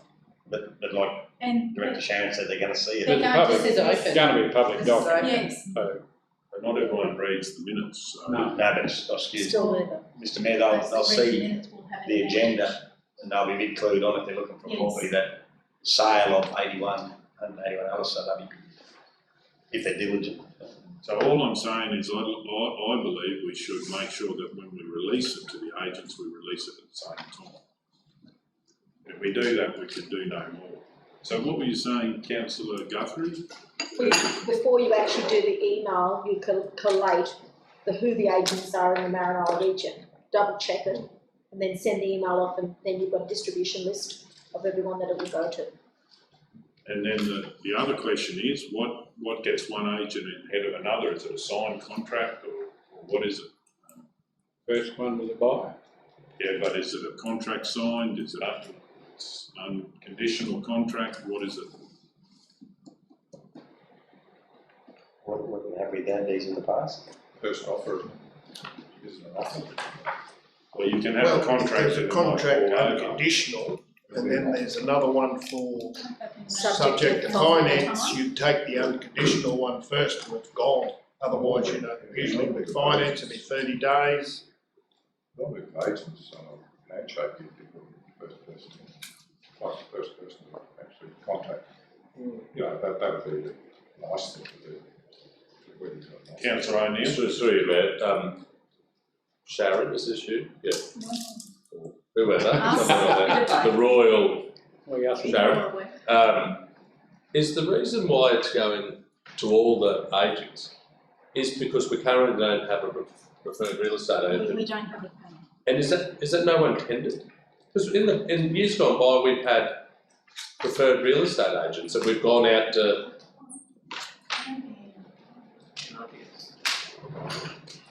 Yeah, I think we did have one, because actually, we did actually have one, you might recall, we listed the Maitland Centre with. Yeah. I believe that is quite old, that was found. So that may be something else the council might want to do, if you have a panel. Well, Mayor, given that it says sale until the 15th of May 2021, could we not run a process to engage a preferred real estate agent? Well, it's just my view, I think this is spot on giving it to everyone, but all I'm saying is normally you would put in there, first in with an unconditional contract. Through you, Mr Mayor, you can't put it out to all agents and then say, list it till 15th of May, because if next week they come up with a buyer, you can't say, You want to take it? well, that's right, you can't leave it till 15th of May, and Or Until sold or. yeah, Councillor, To May or- put it out at 30,000, first one. the reason that date's in there is obviously that takes it through to 12 months of the evaluation. So basically, your valuation becomes out of date after that. So what I'm saying is that list it with them. If you don't sell it before that date, then you have to go back and get a full current valuation. So that's why that date's in there, councillors. By all means, if you sell it within the first day or That's first what's week, on there, the way it's all right. But the reason that date's in first one there with the 30 is grand. because that is 12 months to the day of the valuation, and then after that point, it's no longer a current valuation, so you shouldn't be selling, you should be going to get another valuation. Yeah. But surely it's got to be able to sign a contract. isn't it? Yes, Yeah, so, but can we, do we have a mover for this one? Burker, Yeah, councillor Burker. Councillor Burke, would you be happy if we put in just a point that, the property would go to the first unconditional contract that is signed? I would caution with that, because you've got it listed with multiple agents, and if you get two doing it at the same time, bring an unconditional contract to you, Rock, paper, then what scissors. do you do? Rock, paper, scissors. No, On it the has to be date, notification to the council of the, so it would be whoever jumps in first. If you've got two real estate agents who sold it with the same conditions, whoever lets you know first. the Yeah, early and bird I catches think- the worm. You put your own, no different, put your own stuff on the market. You put your house with two agents, the first one that sells it, the first one that sells it, No, if you've got it multi-listed and someone comes to you with an unconditional contract for 200,000, you go, just bang, it's sold. So it's got to come to council. What if in the week someone comes in 300,000 with an unconditional No, contract? it's not, we've got a minimum of 30 on it. Oh, Yeah, no, but I mean, if someone comes at $30,001, you must take it, you've got to take it. So all I'm saying is, first unconditional contract gets it. And if it was a 927 and someone comes at 931, 927 gets it. So what I'm saying, we just need to put this in. I think it's a great resolution, but When you put your own on the market, you put 200,000 on it. Yeah. They come along with 200,001, you take it. But if they come back with 190, you tell them it's not enough. 30,000 is our limit, my understanding, our minimum. What about a deposit? But that's in your contract with your real I'm estate. just saying, but to see this Could person. you just scroll up a little bit so I can just, Deposit. no, just so I can see what.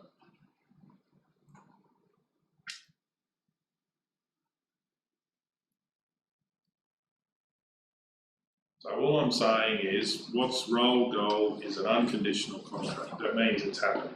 And to me, that's what you value. It's not subject to anything, it's just that, it's. So I think Director Sharon, your point is if you've got two unconditional contracts, First one. 30,000. The first one that is in gets it, you know? yeah, that's fine. It's got to, as long as it exceeds your minimum, which is. I think you need a deposit. No, that's not, the deposit's up to the agent, they do all that. I'm just saying, it could happen that two agents come on one day. Well, That's all I'm saying. And then you might have to go down to time. I mean, that's probably, Unlikely, You can't, with those two, you can't but say it could happen. who's gonna, like say they both come at 30,001, can you give them a say, look, you've got the next 10 minutes to come up with a better offer? Because they're exactly the same, and that they might say, well, I'll go the extra $10, and I might. I think that's getting very Well, moving, we need to get advice off the real estate person, I Does suppose. it have to be, like, no, everyone has to go through a real estate agent. Yeah. To do this. well, that's what it said. So Councillor Burke, are you happy to have in there the first unconditional contract lodged with council? In the event of multiple offers, Yeah. it'd be the first unconditional Yeah. contract lodged with council. Yep, I'm happy with that. And that just means, you know, We might need that as a separate dot point. In the event of multiple offers, that'd be the first unconditional. Yeah, just second that point, that resolution as it is at the moment was prepared by Ms. Dennis Wilson. Just obviously because it's been, Sorry, Cal, that's a second. Do you want to leave or That's C or D or whatever it is. Or until sold, that's the end touch point. List the property for a sale of 30,000, which you've got already, keep going down. Accept any offer not less than market value as determined in the valuation report. And then an extra point underneath that, in the event of multiple offers for the same value, that it be selected on the basis of the first unconditional contract that meets the minimum. And reported to council and notified to council. you just say C, accept the first offer, not less than market value is determined. You put in C, accept the first offer, not less than market value. Yeah, that's not a bad idea. yeah, the first offer, yeah. We'll put it on the C, just slightly amend that, so accept the First first offer, offer, not less than market valuation. the first unconditional. yeah, but you need unconditional, because otherwise someone can put in a contract, Okay, you know, and it'll all fall over. Yes. Then it goes back to the next one that you received, and then you go. That makes sense. yeah, that's better. Yeah, that's better. Happy with that. Okay, do we have a seconder for that motion? Councillor Ladbrall. Any opposition? Does anyone wish to speak to it? We're going to the vote. All those in favour? 9-0.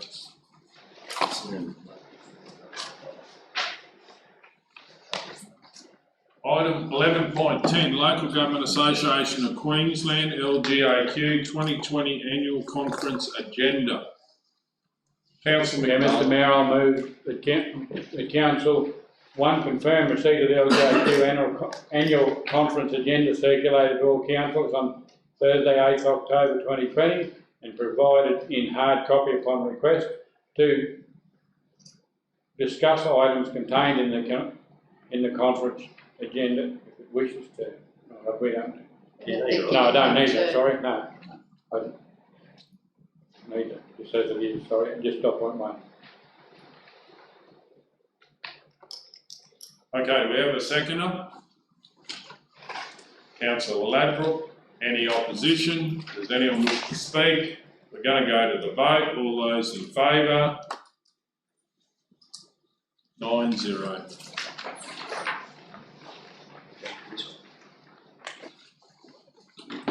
.11, endorsement of council attendance at the 2020 Small Museums Conference. Do we have a mover? Councillor Ladbrall.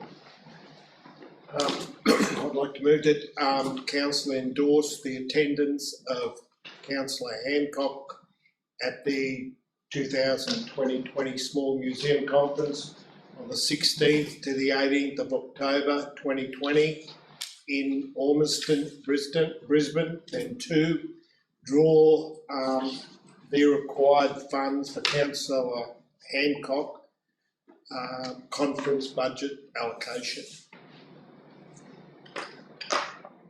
We have a seconder, Councillor Edwards. Any opposition? Does anyone wish to speak to it? We'll go to the vote. All those in favour? 9-0.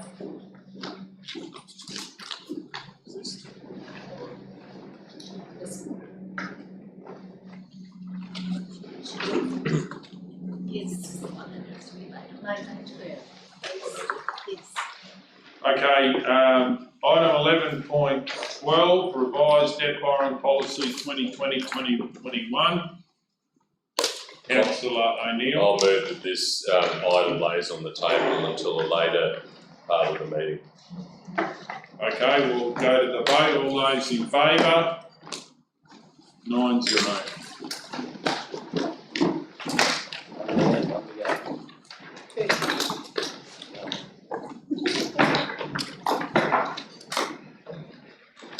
Item 11.13, investigation report, councillors' conduct. We have a mover. Councillor O'Neill. I'll move the council adopt the attached updated template investigation policy. We have a seconder. Councillor Guthrie. Any opposition? Does anyone wish to speak? We go to the vote. All those in favour? 9-0.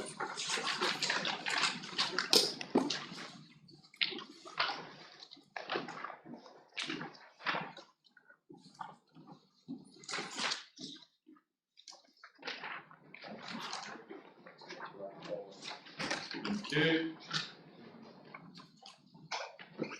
Page 285.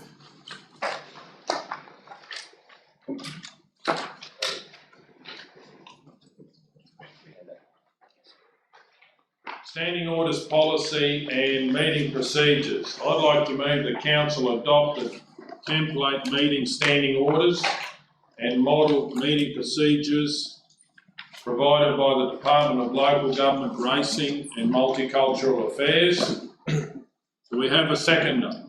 Mr Mayor, I just, can I propose a couple of amendments for you to consider first?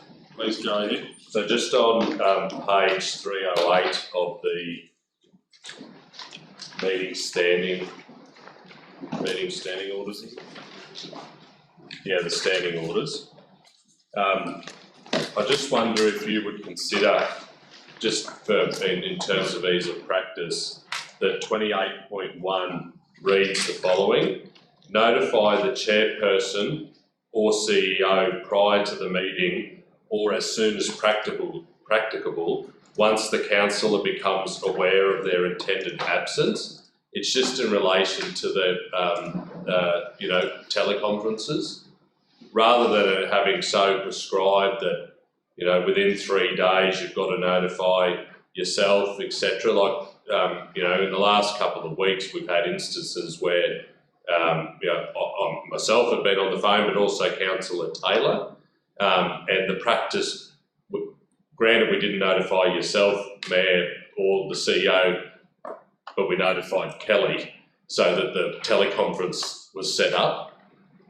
So I just thought, and I'll read the wording again if you like, of the suggested change.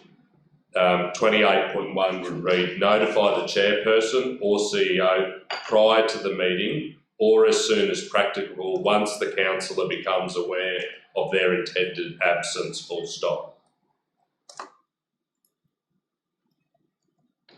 Yeah, I'd be happy with chairperson and CEO. So just an email or... Yeah, to you or to the CEO. Well, to both, so I know about it and the CEO knows about it. Oh, chairperson and CEO.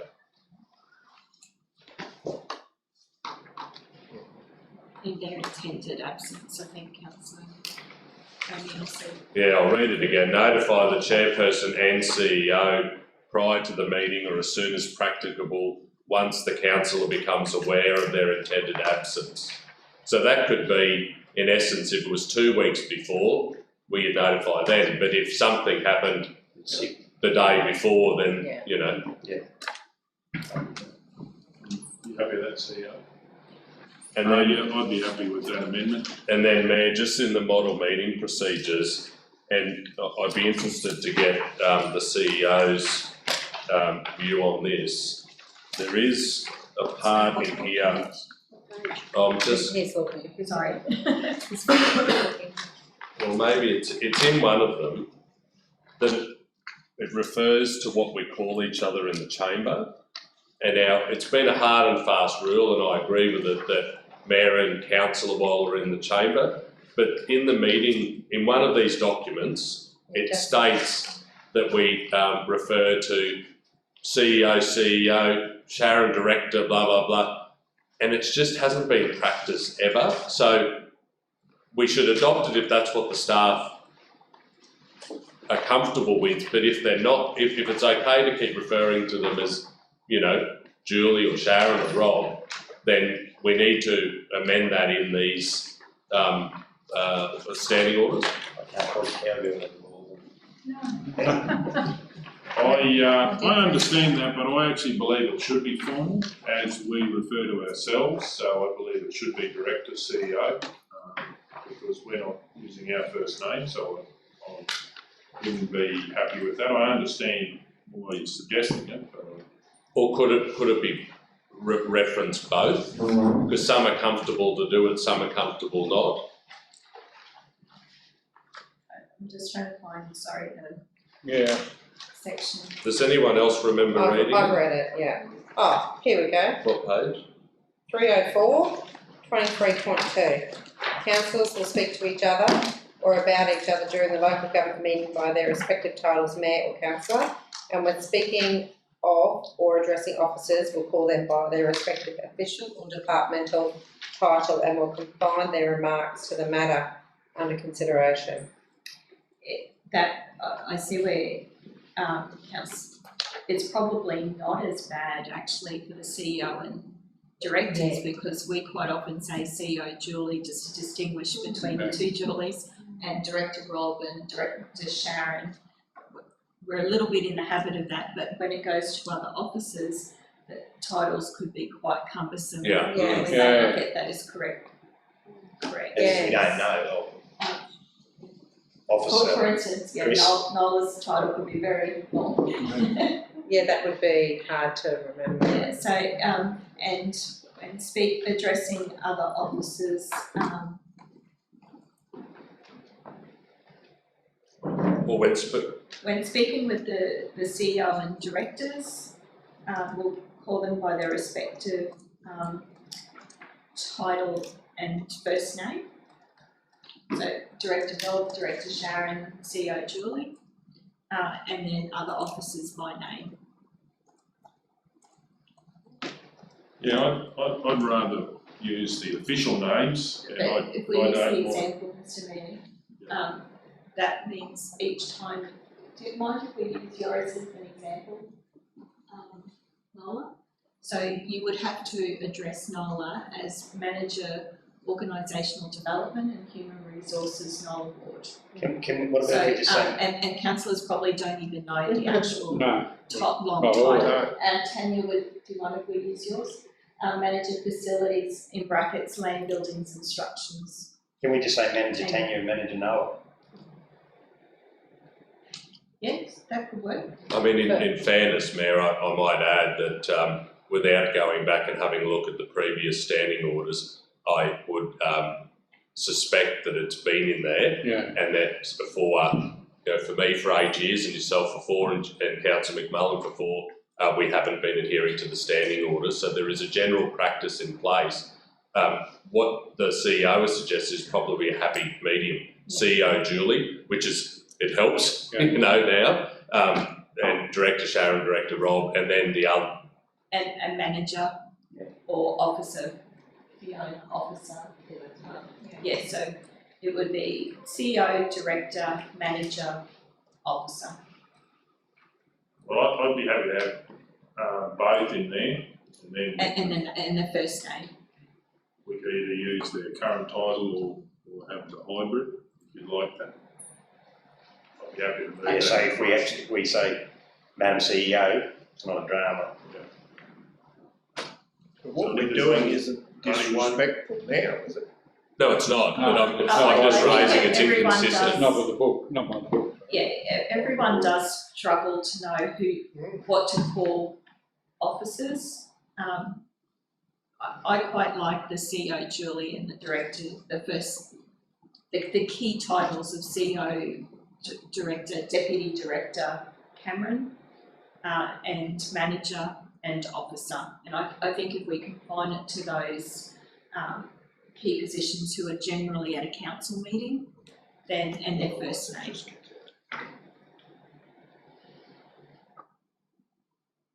We'll have to start wearing badges, girls. And Someone might be gentlemen. Zero in, you know what? So, yeah, so I'm happy to have that in there as well as what's in there now, so we can have a choice. So how do we do that? I can guarantee, Mr Mayor, we won't be able to quote people's positions. No, but I might know the CEO's position. I've remembered that one. So, Mayor, by having it so people can say CEO Julie or Director, it's not stopping anyone by saying Madam CEO or Madam Director. Madam Director Carroll. right, well, I'm happy with that. Do we have a seconder for this motion? I'm happy to second Okay. on those, if you've accepted those amendments. Yep. We'll go with Councillor O'Neill. Any opposition? Does anyone wish to speak? We'll go to the vote. All those in favour? 9-0.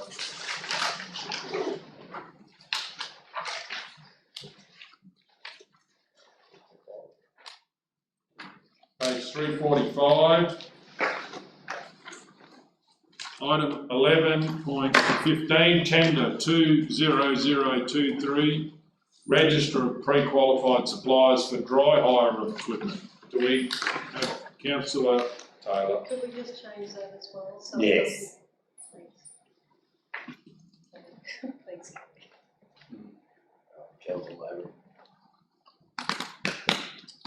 And you happy to set a move on that?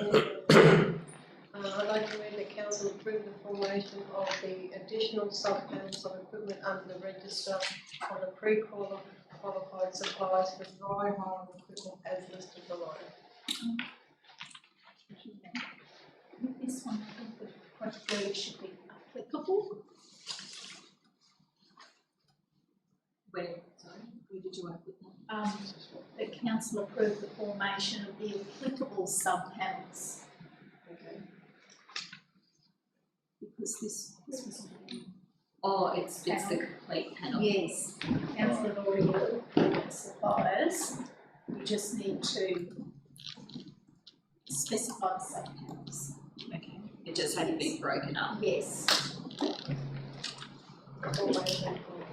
Through, Sub-panels, correct. through you, Mr Mayor, Director Sharon, this is the whole bulk Yes. of the drop, nothing. Yes. I'm happy to second it then, Mr Mayor. Okay, we've got a mover and a seconder. Any opposition? Does anybody wish to speak? We'll go to the vote. All those in favour? 9-0. Page 387. No, 354. Mr Mayor, I have a prescribed conflict of interest with this one. You have some wording that you need to say. Okay, you have one there. You do, it's very good. Okay, I, Councillor Julie Guthrie, inform this meeting that I have a prescribed conflict of interest in this matter as defined in section 150EI of the Local Government Act 2009. The nature of my interest is as follows. The subject of the matter is permit to erect, remove or replace gate and or grid across a road, in this instance Washpool Road. My son, a landholder, provided information as part of the application and I witnessed the document. The information was in relation to the adjoining property holder's objection or non-objection, which is a key requirement of the application form. The information was provided in the name of Guthrie Pastoral Group, of which I am a partner. The landholder, however, is my spouse and he provided a non-objection. It was actually my son, not my spouse, who provided the non-objection, but the landholder was my husband. In accordance with section 150EM of the Local Government Act of 2009, I will now leave the meeting and stay away from the meeting while the matter is discussed and voted on. Could I just double check, Councillor Guthrie, was your son authorised to provide that objection or non-objection? Correct. Of your Correct. Because we operate husband? as an operating entity of Guthrie Pastoral Group. All of the land that is owned as the group is owned in individual names, but we have signed the right to operate individually on behalf of the group. And to speak on behalf of the group? Correct. Okay. That was all, when we set up the company, that was the intention and the legal requirement. So my husband is the owner of lot 28 and he is also a partner of Guthrie Pastoral Group. Yes, but I With just wanted to equal- double check that your with son was equal- authorised to provide that non-objection. Okay.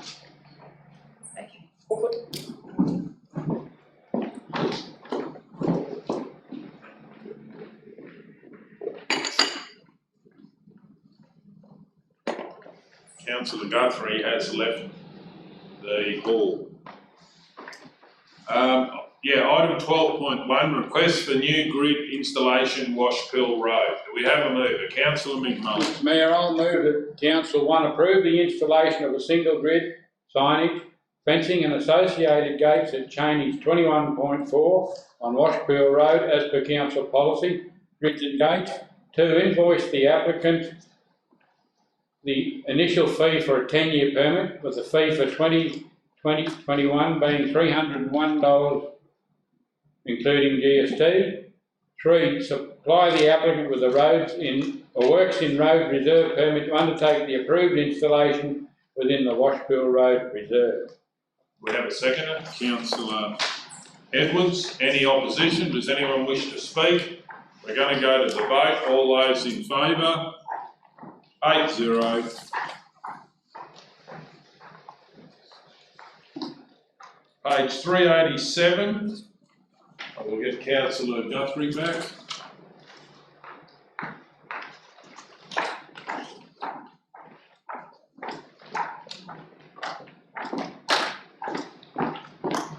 So this is going to be a bit messy because do it as declarations of interest. Declarable interest, sorry. Yeah, that's what it, yeah. 12.2, This is 387. both Councillor Taylor Are and you ready to go? Yeah. Sorry. For 12.2. I, Councillor Wendy Taylor, inform me that I have A bit louder, Councillor Taylor. It's just so I can hear this. I, Councillor Wendy Taylor, inform the meeting that I have a declarable conflict of interest as a result of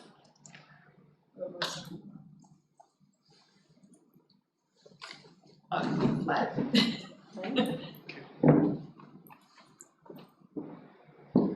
Due to the report due to yourself residing within the area covered by the scope of works.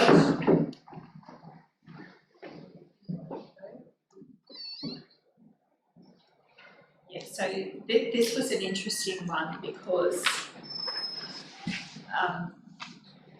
Councillor Taylor didn't have an interest in the decision pertaining to the selection of a supplier, which is what this report is about, but it does call up so your Roma Southern Road, and that is. So the report references to the road on which I live. Yes. However, the decision on the inclusion of the road in the scope of works was made by a delegated officer through Council's RMPC contract. RMPC contract. Therefore, no reasonable person could consider that I have a conflict of interest arises when Council is deciding the preferred supplier. I believe, although I have a declarable conflict of interest, I do not believe a reasonable person could have a presumption of bias. I will choose to remain in the meeting, however, I will respect the decision of the meeting on whether I can remain and participate in the decision. We have anyone to move on that? So what I read in the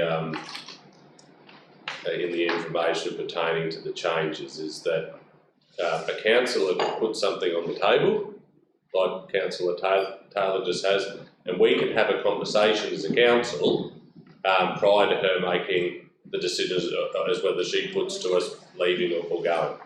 So if I can add a perspective, Councillor Taylor, I look at this similar to how I'm addressing one later in the meeting, which pertains to the street in which I live.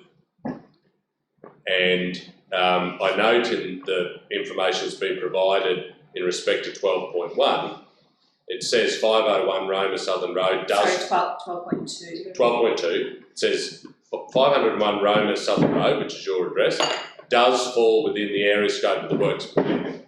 So when I look at that, I relate it to the one that is in respect to the road that I live on, and I fall within the scope that had been suggested in the report. So I'm declaring a declarable conflict of interest, and I'm getting out.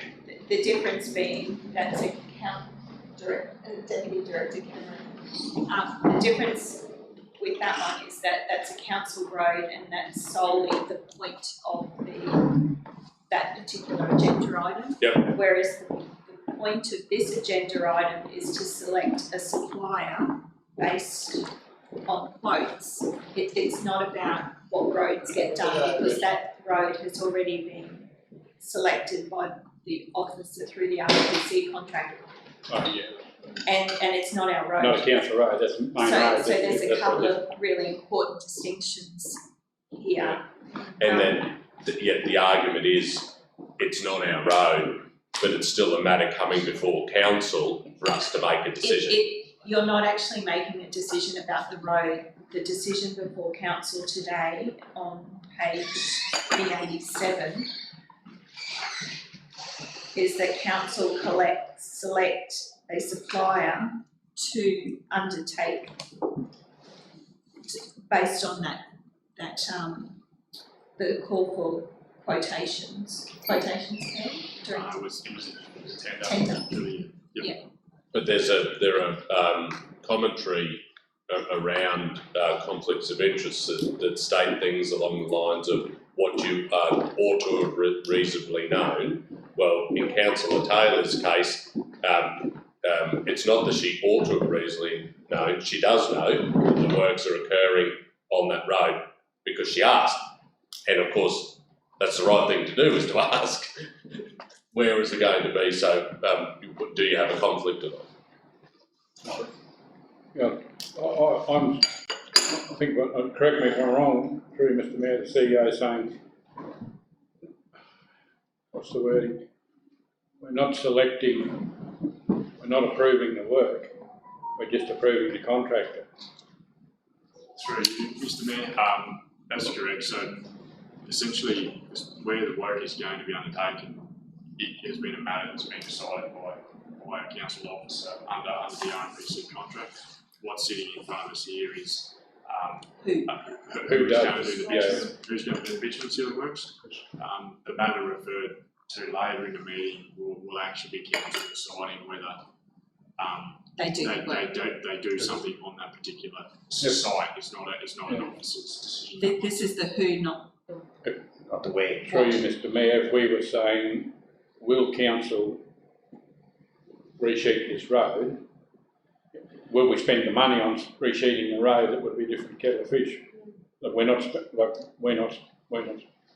deciding whether to spend the money. It's just the fact we're deciding who to use. It's a buy that you actually live there. So then it sounds like, from the commentary from other councils through you, Mayor, then the declaration that Councillor Taylor's made, it being a declarable conflict of interest, but acknowledges that the wording she can act in the best interest of the community, whatever the word is now, and stay in the meeting is probably where people, just for clarity, Deputy Director Ken. Point 2, do we really need, for the entire scope of work, including provisional items? Or is it that I need to find negotiations with RMPC, Spray Seal Proprietary Limited? Sorry, excuse me, Ms. Here, does that relate to our conflicts before we talk about resolution? No, it is fundamental to the conflict issue. So that's what I'm just, because I'm raising one extra question, because we do, just debating it in my own mind now, because in point 2 we reference the entire scope of work. I think if it helps the discussion, whilst the officers have selected these sites to complete, we can't complete the work without council resolving. The who? Who is to help us finish the work. So you didn't ask us for permission to go out and where to put it, but on the flip side, we cannot complete the work without a resolution from council. And probably on the flip side, item 3, because I have the same conflict as Councillor Taylor, so that's fine. But item 3 is actually saying we are approving where to put budget allocation to those roads. But can I ask you a question? If it's RMPC, that is TMR, correct? RMPC, Mr Mayor's a contract that council has with TMR to manage the maintenance of their network. TMR doesn't instruct council where to do the work, council makes the decision. So you don't have to get it signed off by TMR what to do? No, Mr Mayor. Council is given the network, what they call network stewardess, to say, there's the networks that you're responsible for, you need to manage that within the funds that are available, and there is some criteria as to how you prioritise work, but main roads essentially don't direct. And that's a good thing.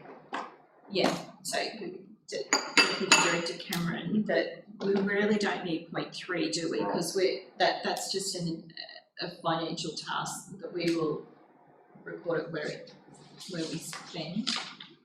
Because it just says So in noting the the officer's value. recommendation, Yeah, I reckon number 3 covered it. threes. Yes, through you, CO Julie, we have referenced in the body of the report where the money would go, so. Yeah, so we don't- point 3 is probably redundant. Point 3 is redundant, and so is the scope of work is redundant. Yeah, that's just putting there for completeness, but I suppose in essence, 510, 61230 implies the entire scope of work and provision line. Yeah, and form a contract by way of purchase or if the final terms are acceptable. Yep. So really, the only thing that council is doing is selecting the recommended supplier and authorising me to finalise, or my delegate to finalise negotiations and enter a contract if the final terms are acceptable. Wants to come in, doesn't So can I ask a question on this So one? I think that, sorry, Mr Mayor, I'm just thinking that the scope and the 3 in answer to Councillor Hancock's question is muddying the water a bit because that's not the purpose of this agenda item. Can I ask a question? On 3, but, so I know, it's got Carnarvon Highway, so where is that on Carnarvon Highway from Roma to Injune? So Carnarvon Highway 24D, Mr Mayor, is Roma Injune Road? The whole lot. There's just, the works is isolated patches all the way along the road, so there could be 20 patches spanning between Roma and Injune, specific locations that are available. I can give them the, I would need, that's where we get. So that starts with It's a separate. Where's 3 comes in? Well, 3. Most of the road. Yeah, 3. 3 I hours. do, just as I come off my. No, I'm not turning up my The camera. Most of the road. Just make it a bit smoother. I'm Mr blaming- Mayor the is, new road. I'm Mr blaming- Mayor is though. I reckon No, he's it's Hollywood. Road. Anyway, Most of 6 pack. so do you want me in or out? 1, 2. Get rid of 2, go 3,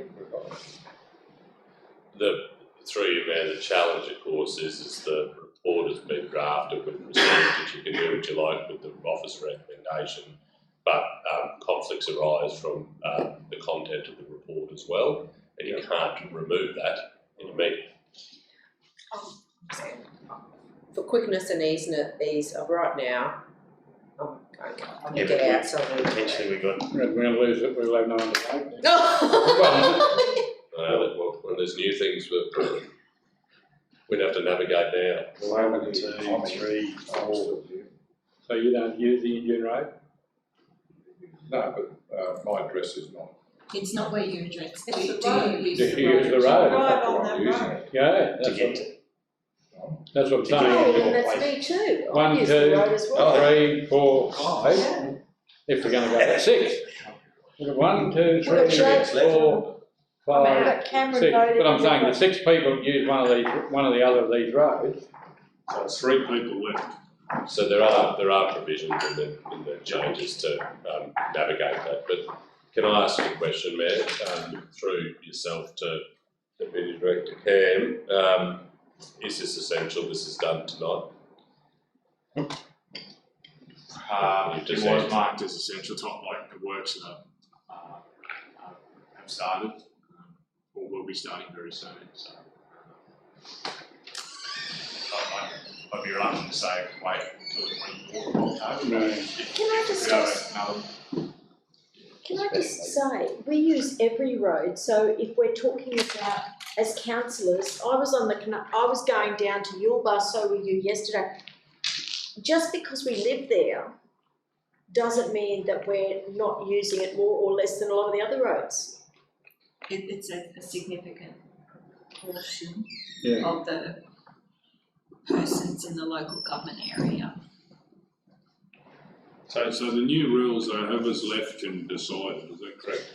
And you get subbed in, don't you, mate? No, oh, sorry, the new rules I believed, and I might have got this wrong, No, you might be right. that the councillors that are Left in left the room. can vote on whether the councillors Can stay. can stay or go. That was how I read No. that ruling. That's where, and I would think that'd be the way to go too, in this case, Yes, because yes. it's a long bow, isn't it? So who is actually on the road? On the Or road. on roads mayor, which is Yeah, I'm on one of Councillor these. Taylor, the mayor. You mean when you call on, Julie, or use it? Use it or live on, We live on. Live on. No. because Well, I you don't don't live on live the on Carnarvon Carnarvon Highway. I don't live off it, But you I don't don't live live off, private I don't live on. What's your road, what's your address? in Carnarvon Highway. Yes, it is. It is, Yes. I thought it So was Hollywood. that's what I'm thinking. No, that's fine, you understand. Well, my address is not No, Carnarvon no, this Highway. is not my residential. 274. What's your residential address, Dan? Well, actually, to be truthful, my, on here it says Surat Tara Road, and that's no such road. It's actually should be Surat Development Road, Yes, and my address is Surat Development Road. no, yeah. I have two conflicts, but Technicality. because my brother-in-law, who we're in partnership with, lives on 6 Mile Road, so I've got two. However, in that particular case, he's not within the scope of works. No. 6 miles. So why don't we just Yeah, we make, have to check that he's not within Oh, the scope okay, of well, I work. see. He's on the road, but But he's not on- the work is okay, yeah, going to okay. get done. So we really only have 1, 2, Three. By the sound three of it. That live on the road. live on the road. anyway, well, would anybody like to go and do something? We need to. Yeah, I'm gonna make this easy for me, anyway. I'm happy to go out. Yeah, no, Yeah, well, let's finish councillor Taylor. Oh, I don't care. Well, that might be. Would that up be to you. easier? It's up to How you. about I Well, it's leave? not gonna So you make just any need to difference alter what who's you out. said before, all you need to The say. end result isn't gonna make any difference who's out. No. no, So You know, Wendy, It's you not just a need to do We can talk about it for scripts another half an hour. 3 It's not down. gonna change as the a result. decision, is it? As a result of my conflict of interest, I will now leave the meeting room, while the matter is considered and voted on. So can we maybe just clarify for the purpose of the minutes that you have no interest, no personal interest in relation to the selection of the supplier? No.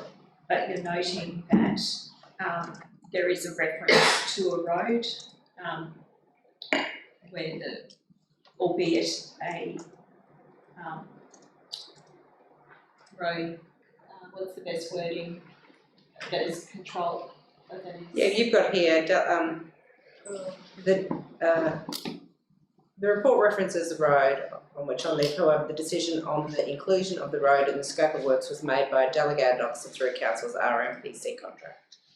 Is that the word Yeah, encompassed? yes. And it's within the scope of works, so on that basis, you're holding out. Oh, You're,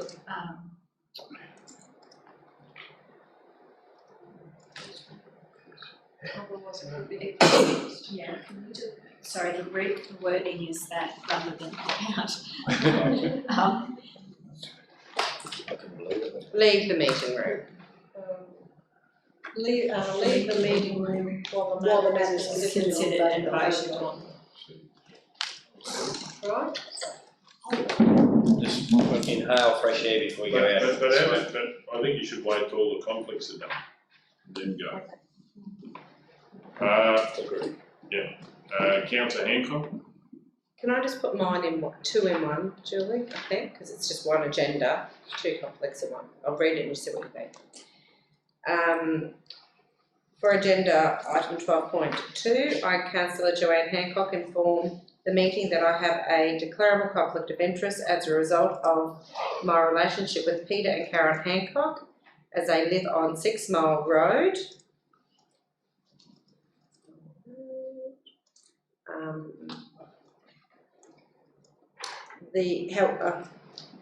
The report references the road on which they live.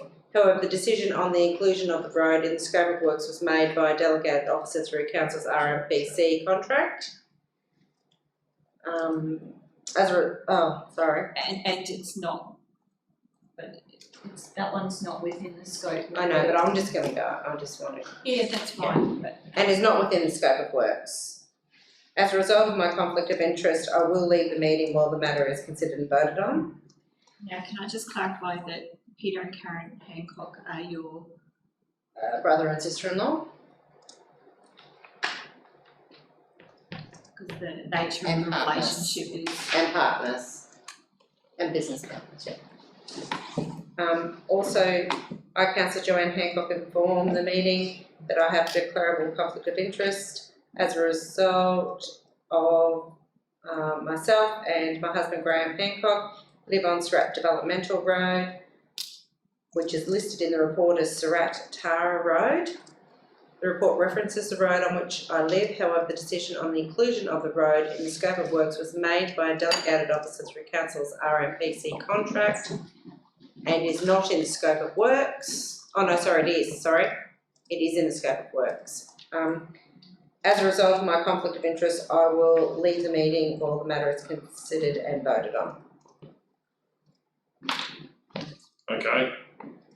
I, Councillor Tyson Gold, informed the meeting that I have a declarable conflict of interest as a result of item 12.2 Bitumen Road Rehabilitation and Reseal Preparation Works Program.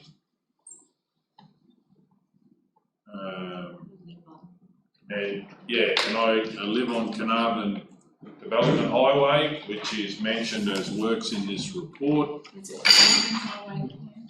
Just Carnarvon Highway? 24D, but it is actually for Carnarvon Development as well. But you've probably got it. It might be slowly evolving. And as a result of my conflict, I will now leave the meeting while the matter is considered and voted on. Councillor Edwards, do you want to do anything? Councillor Ladbrook? I think we've,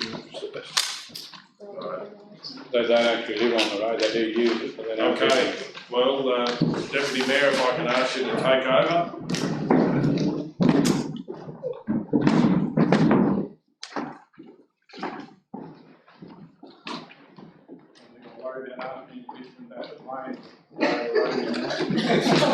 It's just a two party. Yes, it is. It won't be able to do any bitumen shortly.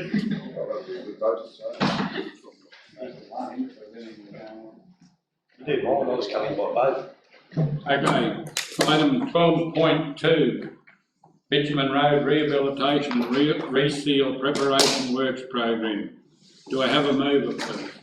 Councillor O'Neill. I'll move that one council selects RPQ Spray Seal Proprietary Limited as the recommended supplier for VP 207939 Bitumen Road Rehabilitation and Reseal Prep Works Bitumen Sealing Program. 2, authorise the Chief Executive Officer or Delegate to enter into final negotiations with RPQ Spray Seal Proprietary Limited, noting the value of $510,612.30 inclusive of GST from the entire scope of work. Sorry.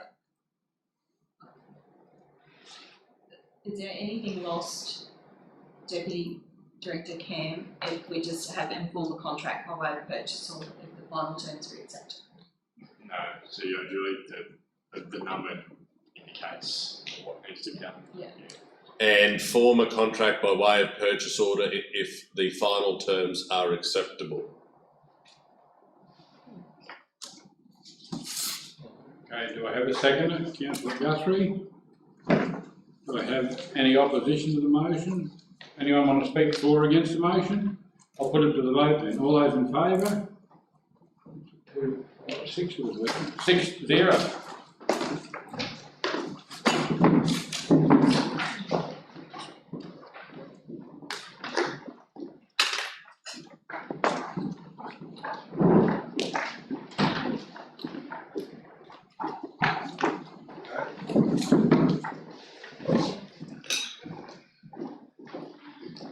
What are we up to now? Page 393, 12.3.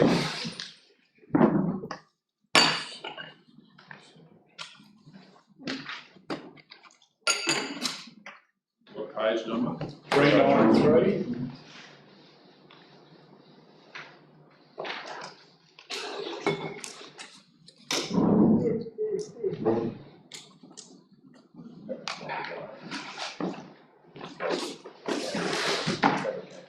Item 12.3, Surat Airport Water Meter Options. questions. Yeah, please go ahead. Through you, Mr Mayor, to Director Rob. What was the previous, what have we been charging for this order? That's $14.20. It was a $14.20, yeah, sure.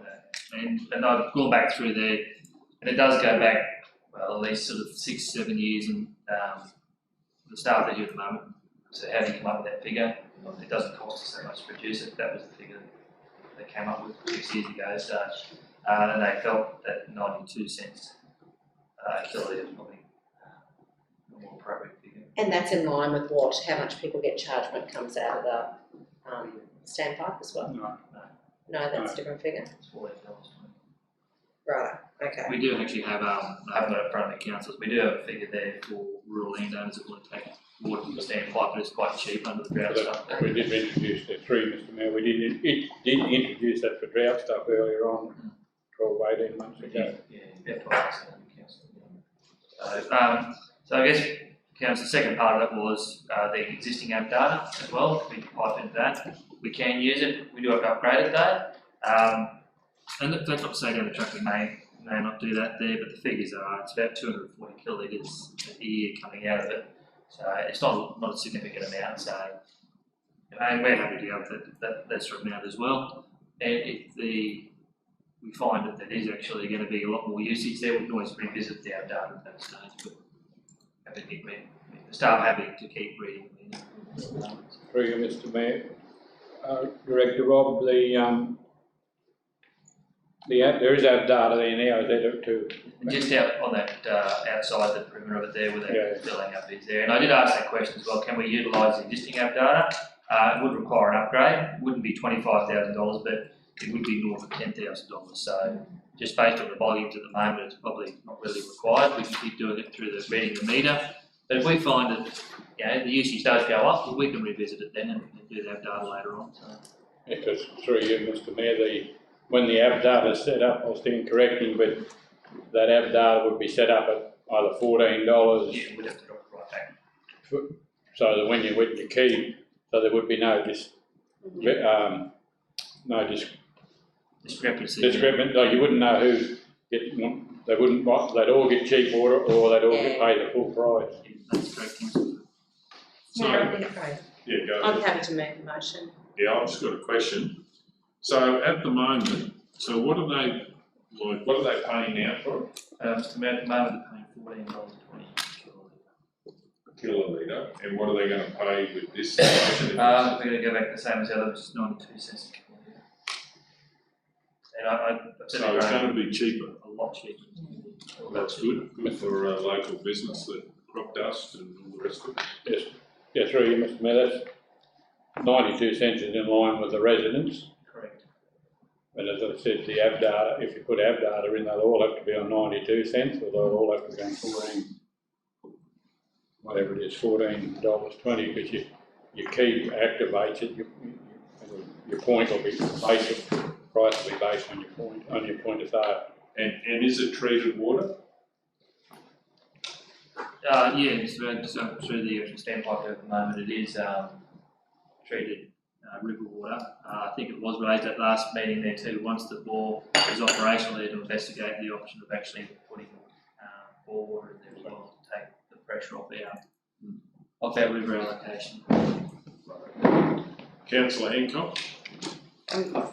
Mr Mayor, I move that Council 1 note the contents of this report, 2 approve the charge out rate of 92 cents per kilolitre for the metered standpipe at Surratt Airport.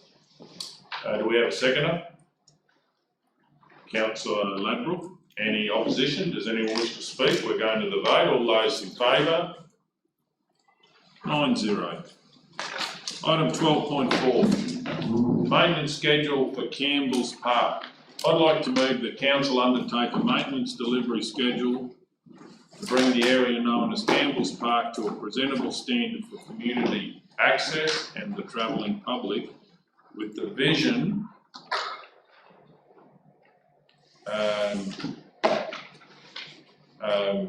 well, actually I might change this, the travelling public and continue with ongoing maintenance schedule to maintain the area known as Canvas Park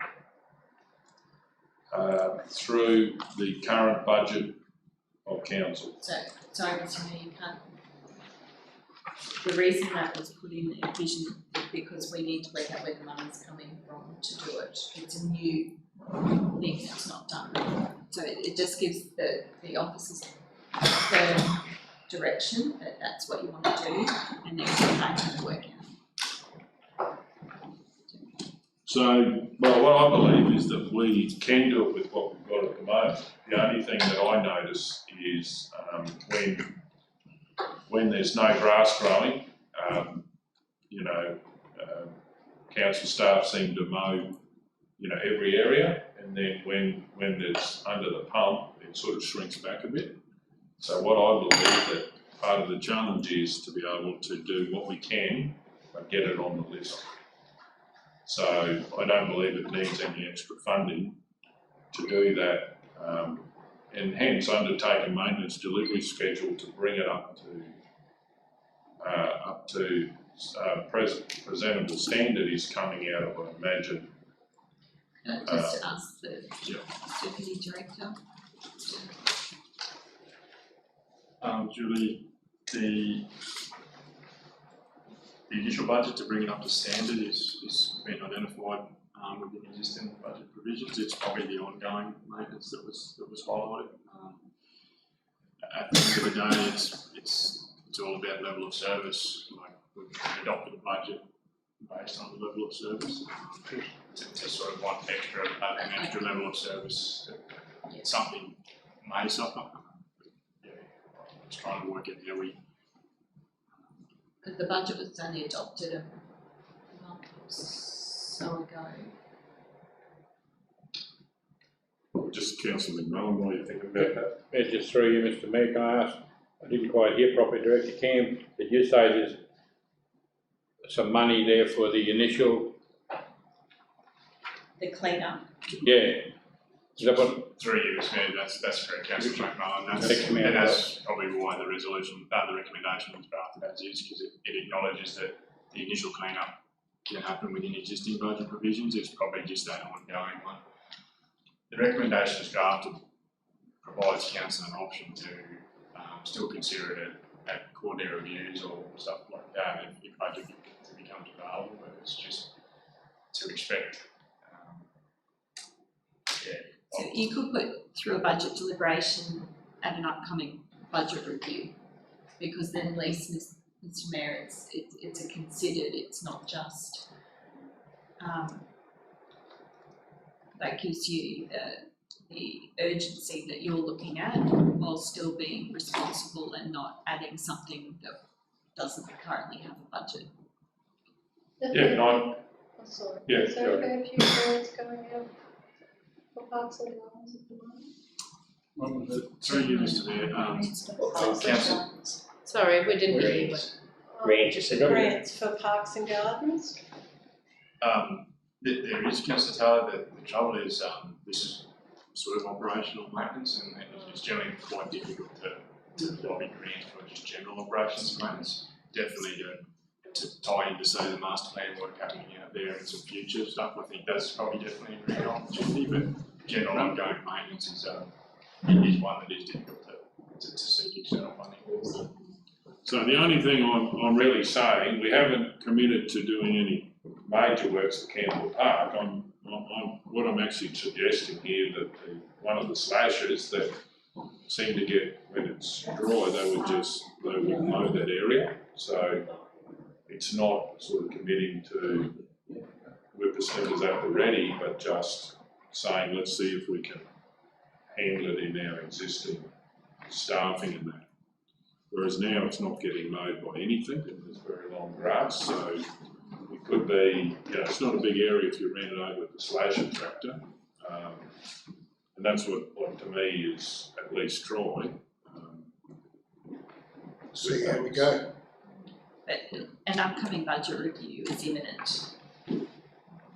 I'd just like to put it on the list and see how we go, or maybe prioritise the second prioritise. Councillor Birkin? Just like I know different places, like we've got, Mitchell's got the work camp, and there's also Dulles RSCQ. Does Roma have any of that? Really. That'd be perfect fit. So for the deputy director, if it was a situation where, you know, it was just tractor slash your job, is that something that you believe there'd be enough scope to put it on the rounds? There's an opportunity. I don't think it's probably to the level of standard that the council may want, but I suppose that there is an opportunity to explore when there is plenty in the general area to do it. But again, it may not be at a very high level of standard, but there would be ones going past, and that it's a bit. So what I'm suggesting, council, is like the tractor slasher and just put it on the list for town and see how we go. Not you know, 10 people with the snippers and the mowers and all the rest. That might come later. At the moment, the grass is about that high and it hasn't been touched for. So, yeah. But I'm also happy for it to come to a future review as well. But I would like to get it on a list for something. Mr. Mayor, my understanding is that there needs to be a work order number attached so that the costings can be related to it. So I'm for it. I think we need to find funding for it, but I don't know if we can just have, you know, where do they book out where does the officers book out their time to? Because and the only reason I say that is I noticed in the report all the lists of the different parks, and like it's $22,745 is the ongoing maintenance, and I just noticed that there's a list of all the different parks, and so maybe years and years ago, you know, different expenses might have been put on different parks or whatever, but that doesn't give a true indication. So I think that it needs to be listed. Actually needs to be listed with the budget attached to it. So yeah, that it does happen. I sort of would like to think that we could list it as, put it on to be done, like as the deputy director said, when, you know, plan is going past and it's sort of authorised to do, because sometimes we hear that, oh no, if we did that we'd, you know, be in trouble. This is just an opportunity to say we'd like it done if we can. And of course, if we've got whippersnippers and, you know, people doing intensive work, I do believe that has to have a budget. You know, so this is just a starting point. But the starting point is the $8,980. It's beyond that the second part of that deals with.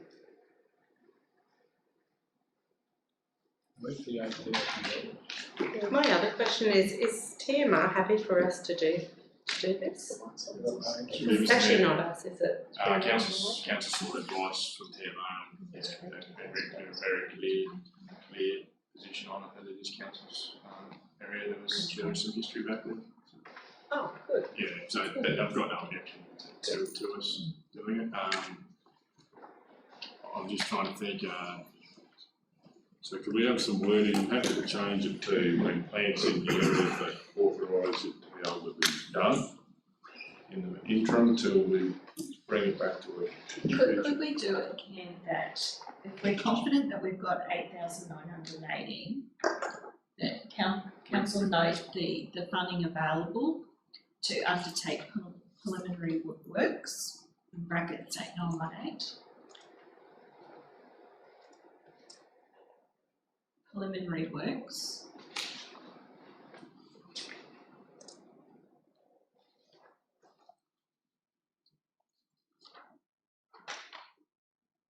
Sorry, what was that figure again? 8,918.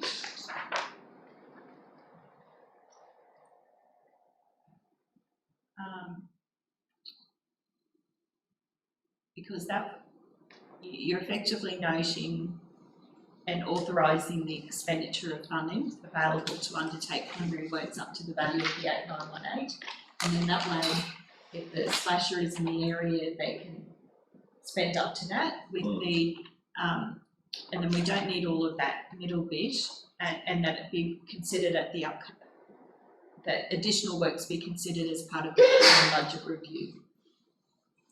Just ask a question. Because that at least gets it started, which is what the mayor's after, and we know what we're working within. Right, through you, Mr. Ask a question. It says $8,918 unallocated dash clean up of Campbell's Park once only. But surely they don't expect to spend $8,918 on slashing Campbell's Park. There's a few jobs there, Councillor McMullen, just to go through and just give it a good tidy up. Like, it's more than just slashing. Oh, okay. We can go and slash it, but I don't think it'll present it. No, well. okay, I was just thinking of just slashing. And to be realistic, we probably need to really walk it before you roll a slasher in there, because there's probably some decent stuff in that grass that we're not sure of and that. So, but again, it's not just purely slashing. The ongoing maintenance I would see would be the likes of slashing and the wood snipping team and that sort of stuff. But Yeah, I think there's a road up or something. I just heard But I can assure you that if we get that done, but how can we, do you have any wording about when plant was in the area and that? But if you don't, Can I if just, you don't say how, if you just say that you're authorising, and then that way we can get. Yeah, authorising, But note the funding available and authorise the expenditure of funds to undertake. And to authorise the expenditure of funds to undertake preliminary works to bring the area. through you, Mr. Mayor. For for Campbell's Park, and then don't get rid of all of that. Yeah, I understand what you're saying about when the gear's in the area, but I don't think council have any gear out there because we don't predominantly do any slashing anyway out there, do we? So, we don't do slashing on the Warrior Highway. no, that's what I'm saying, we're not slashing near there. So you can just duck it through the gate and spend a couple of hours, but it'd all be. Have to be an organised trip. Well, yeah, I mean, it's not a big trip, don't get me wrong, but I mean, it's not one where you're slashing fast, open the gate and go and do that patch on the way, like you. And then get preliminary works at Campbell's Park, Kel. And after that, you've got preliminary works 8918 at Campbell's Park.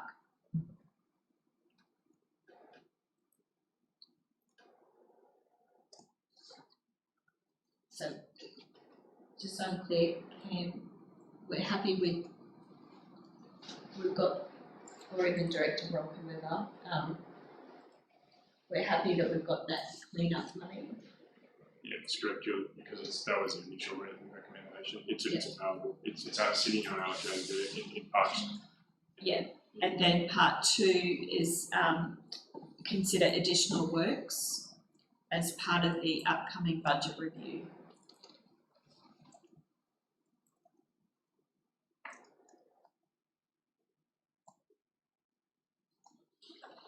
well, we've got to keep moving, so I'll go with that.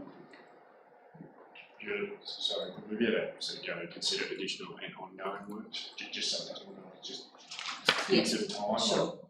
I think that the whole intent was to get something more permanent there to continue to roll in future years. And if it means that we drop a service level somewhere else and increase that, then that's a matter for council at the review time.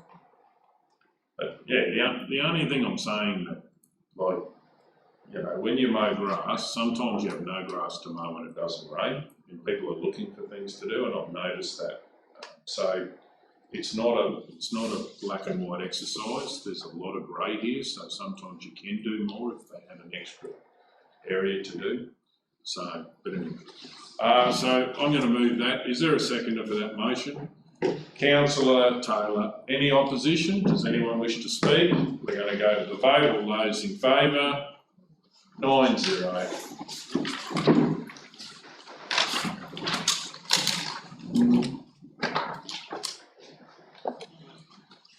Item 13.1, tender Denise Spencer Pool, Roma.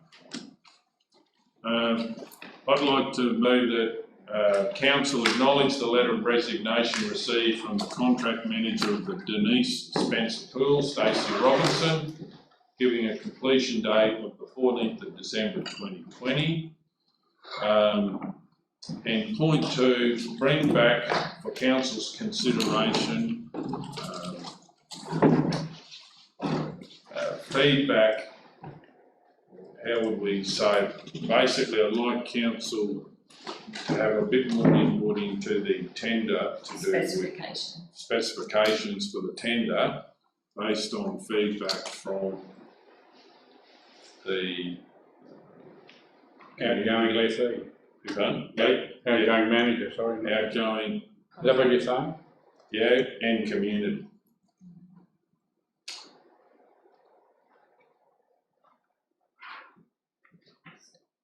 We take tender back, we won't be able to go to tender, we bring those specifications back, so it won't be until The 24th. yeah, and it'll be probably after that, so probably next month by the time we go to tender. That's through Mr. Mayor. Deputy Rob. Deputy CEO Rob. Deputy Director Rob. Deputy CEO is correct. I'll give you all the titles. The current manager's on till December 14. Thank you. The draft, bring back for council's consideration, the draft tender specifications. Are we able to get, oh sorry. No, again. I was just saying, are we able to get the resolution today to go to tender, but I actually just bring those specs back to a workshop, so I'm not having to wait till the end of the month.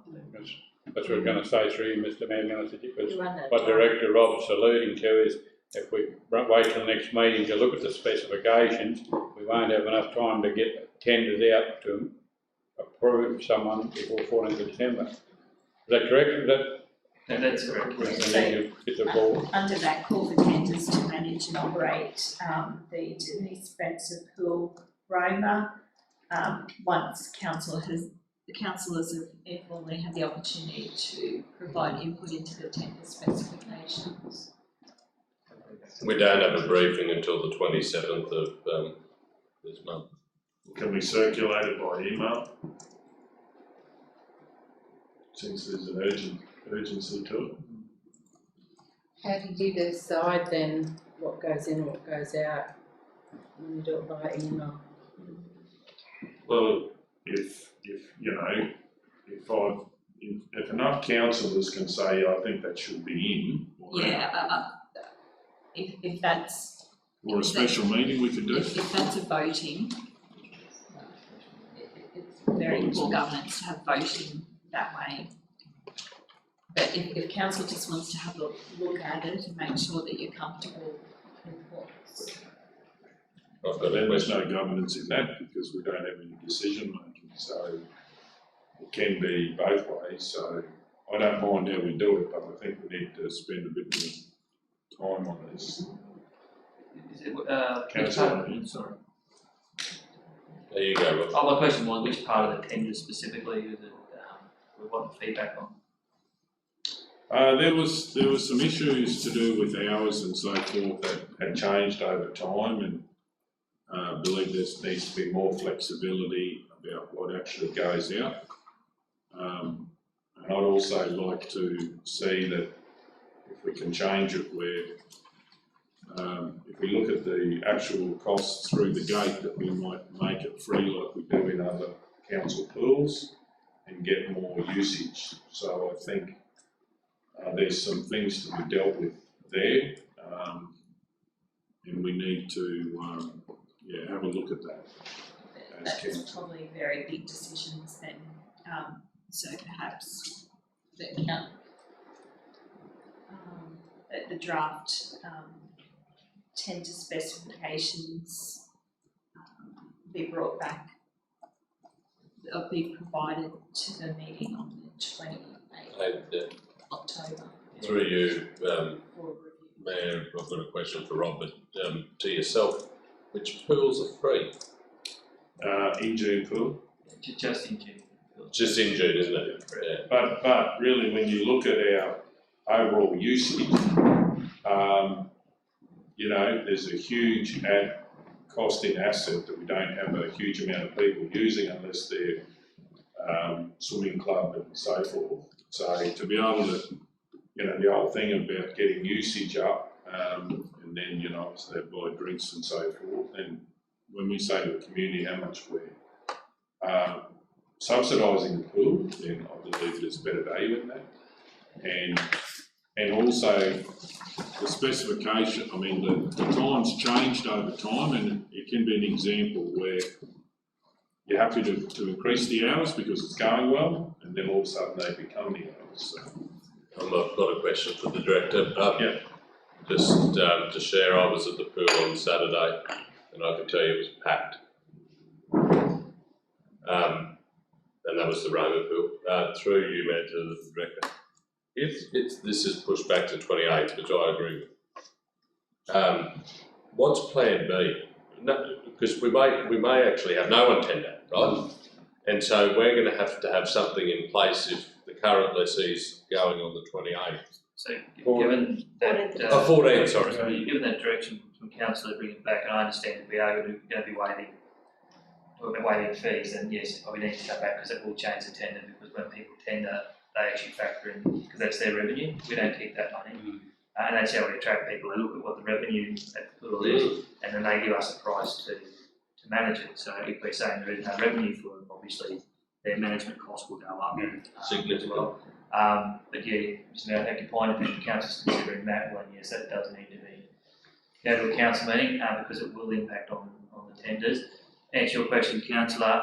Where do we go? Obviously, because the clock's ticking in light of that letter. What happened last time? You might recall that previously. See Andrew when he left.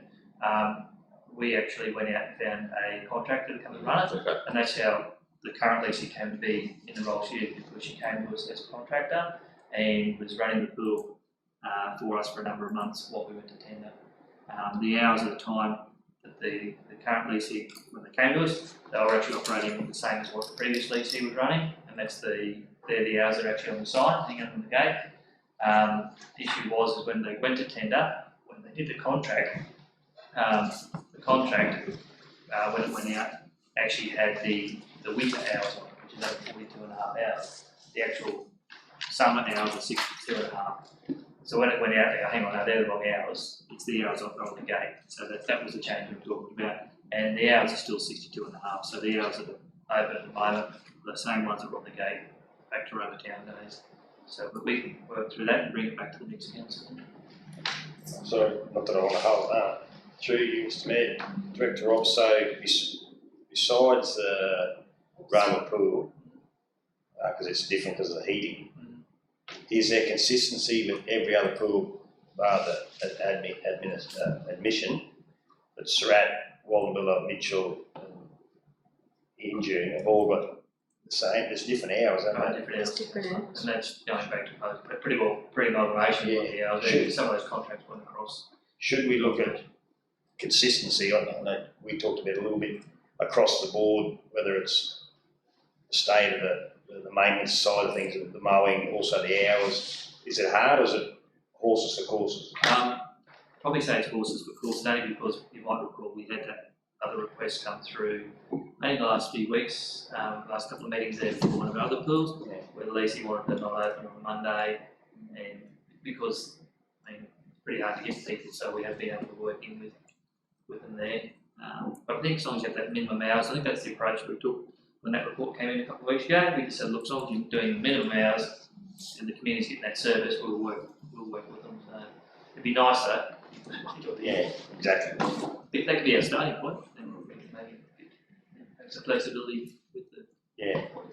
And I've also had feedback that, you know, the cost for families of pool all the time, the other remuneration that I think is quite reasonable is if you've got a big swim training course, and the charging for that is at sort of a different level, so that is part of the pool income.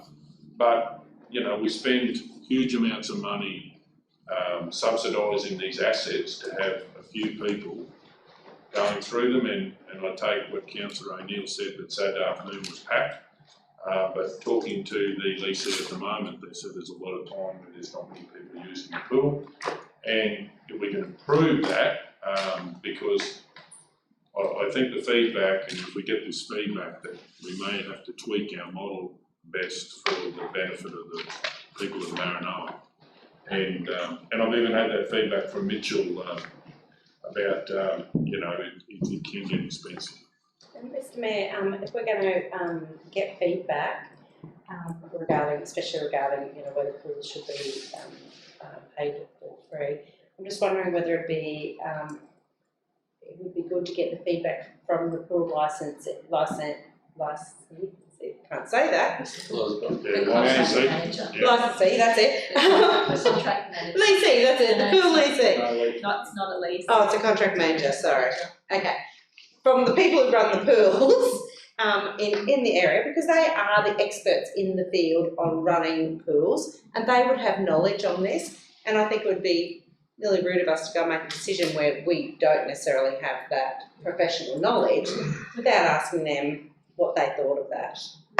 Because I've had conversations over the years too with people about pools. Some are for it and some are against it. So personally for me, with no knowledge, I'd like to get that knowledge. So, point 3, Kel, can you just add the words following the review after Roma?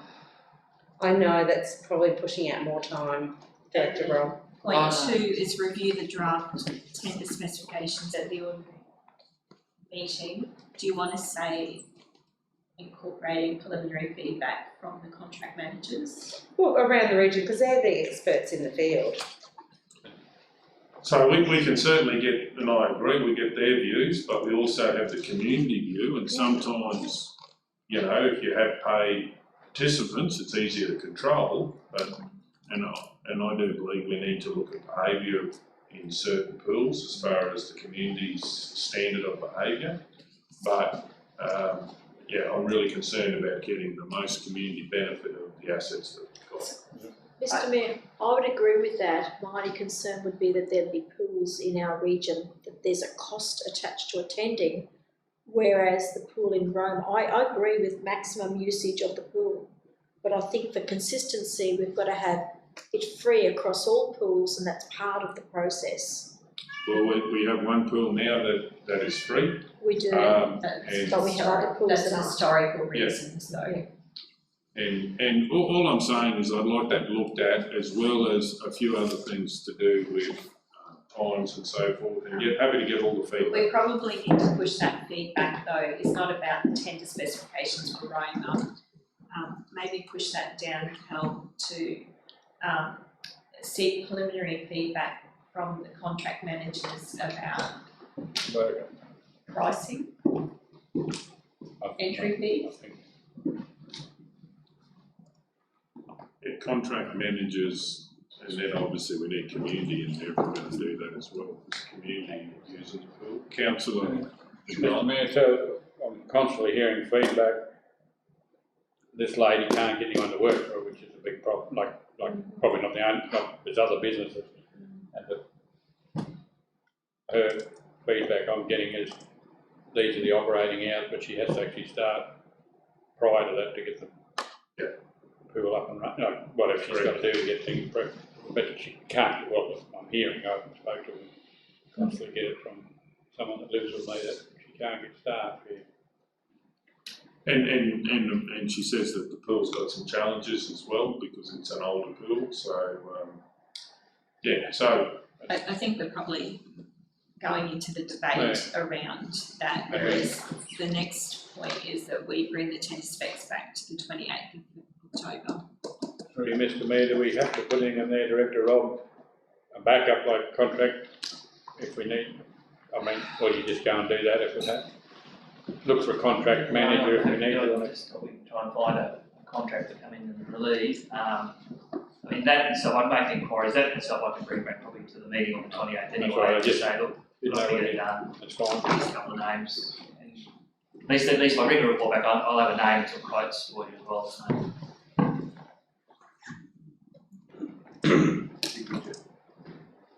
okay, so I'm happy to move on that if we can have a look. I'll just read it again. Acknowledge the letter of resignation received from the contract manager of the Denise Spencer Pool, Stacey Robinson, giving completion date 14th of December 2020. 2, review the draft tender specifications at the ordinary meeting on the 28th of October 2020.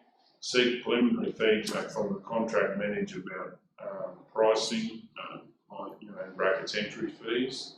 Is that just from the Roma one?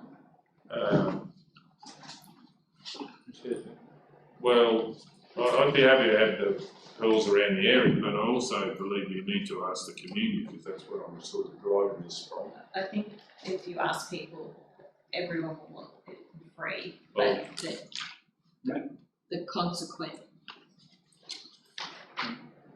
Through you, Mr. Mayor, I guess the word managers would say all pools. Yeah, that was my Plural, yeah. question. Is it from all regional pool contract managers, or is it just the Roma one that we're seeking views at this point? Well, when I suggested that, I was thinking all the managers, because they're the experts that we have in the field at the moment. Yeah, no, I'm happy with that. I'd like another point to ask community feedback about usage of the pool. Usage of the pool if the pool was free. Community feedback about increased usage of the pool if the pool was free for casual visits.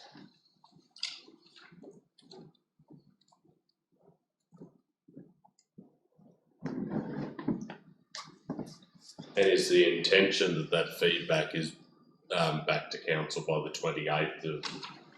Yeah, if we, for instance, put it on Have a Say or something like that to see, because the other benefit, of course, is that they can, For casual usage help. And then take the fee if the pool entry. Yeah, take the fee out there. Just through you, Mayor, if we're going out to seek community feedback regarding the usage of the pool entry was free, increased usage, sorry, Councillor Andy. Wouldn't we need to inform the community about the costs associated with providing the pool, so they're at least informed in providing their feedback? Because the CEO is correct. If you ask, do you want something for free? I don't know, it don't have to be rocket science to say 99% of people are going to say yes. But they may not if we give them the warts and all. They need to know the cost of delivering that particular service, which may not be done in a fortnight. Yeah, and if it doesn't come from there, it needs to come from rates. It's got to come from somewhere to cover the cost of the pool. Through Mr. Mayor, I used to run the pool here for a couple of years, and the thing that I think that bugs a lot of people that are paying money is the erratic hours and the shortness of the hours. Like, it's not when you're a kid, you're there all day, and you can do most things, and now it's getting less and less, and it's not the same experience as it was. Whether shallow pool, no diving board, can't do this, can't do that, it's going down, but the price has gone up. I think that's what frustrates most people. So in point 4, I would also like was free for casual usage, and the expected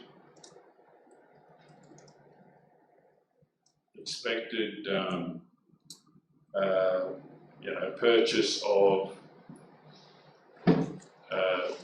food, drinks, etc.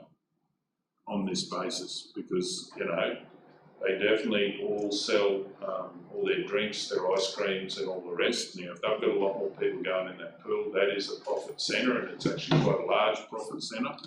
So I think that needs to be put in there as well, because if they say yes, we'll go more, and yes, we buy more, the licensee is not going to be losing what they would expect. I think on this basis confuses it a little bit, because on the basis might be read as free. It was free for casual usage, stop, and the expected increase, Increase in sales. Increase in sales, yes. Why do you specify casual usage? Because that infers that if you took out a season pass, you'd pay. Well, Aren't you just suggesting free?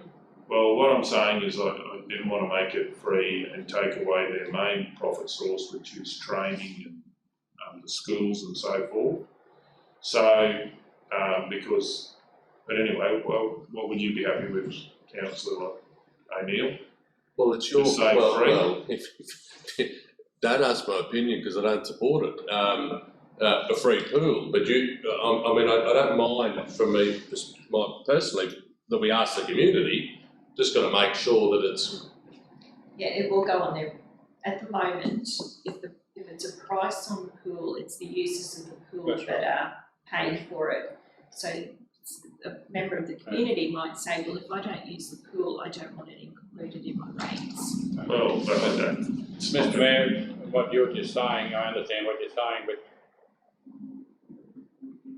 the entry into the pool,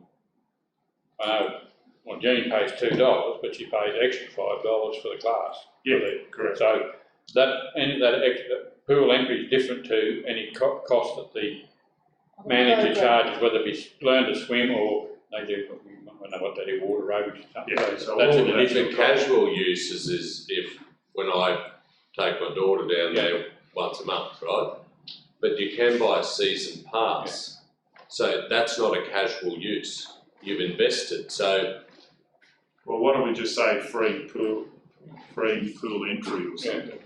And if they'll charge then for any training, for anything, you know, teach to swim or.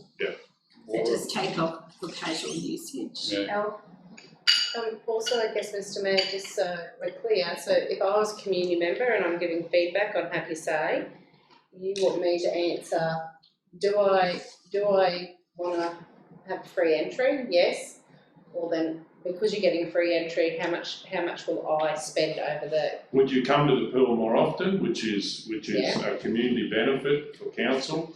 When we look at what we're subsidising, and all the pools are drastically subsidised. And then the second part is, for instance, if you were getting free entry, would you spend more At the canteen. At the canteen, and that's a high profit source. So, Should be missing. I think it's like the same thing. The kids get a budget to go to the show. The kids get a budget to go to the pool. It's just whether they choose to spend it on $2 on there or $2 for a can of drink. okay, so I'm happy with that. So can we just tidy up that second sentence? Because that really doesn't make sense. On point 4. So community feedback regarding increased usage if the pool entry was free and expected increase in sales on the basis the pool entry is free. Or, You can't start a sentence with and. right. And you can't assume that there'll be an increase in sales, really. Well, actually, I think one of the major This is for food and drink you're talking about. increased sales for food and drink. Mr. Mayor? Yep. Can I ask a question? The way it is now, the person that manages the pool pays collects the $4 or whatever the case may be. So what you're suggesting is that they don't charge that, but then you can hopefully increase this. Get a major increase in visitation, which they can sell ice creams, drinks, all the rest too. So, as Director Rob said, it probably when it goes out to, I don't know what you call it, tender, it goes out for expressions of interest for a management agreement. If they're not going to be able to charge it $4 or whatever, when you go through those fees, they'll most probably put the fee up a bit to manage the pool. I just wonder whether the second part of the sentence is even needed. At the moment, you're just seeking community feedback regarding would they use the pool anymore if the pool entry was free? well, but also there's actually history that when things are cheaper, that they actually donate more or they spend more. So this is what I'm putting in that basis. So it's a question Well, No, we wouldn't go to the pool anymore, well, it's a non-event. seek community feedback about whether they would go to the pool more frequently, if it was free, and if so, would they spend more at the canteen? Yes, maybe. And that's what I mean, that they will, they're gonna go and spend, Assume it, yeah. they're gonna spend $10 regardless. If they spend half it in their admission, half on the food, you give kid $10, they'll spend. So we can assume they're gonna spend more than canteen. Oh, yeah. Yeah, so seek as to whether they would visit, would use the pool, increase their usage of the pool if pool entry was free. And if so, Would they spend more at the canteen? yeah, that's all. Director Sharon made a point there, once we've had a chance to review the spec, at that point going forward, I mean, you actually did put out the tender, you might want to actually ask the two-part tender, say, give us a price, if there is a gate fee, give us a price if there is no. Oh, yeah. But we can make a decision after you've had a chance to That's review a the good feedback. thinking, yeah. Righto. Okay, so I'm happy to move on that. Do we have a seconder for that motion? Councillor McMullen, any opposition? Does anyone wish to speak? We're going to go to the vote. All those in favour? 9-0.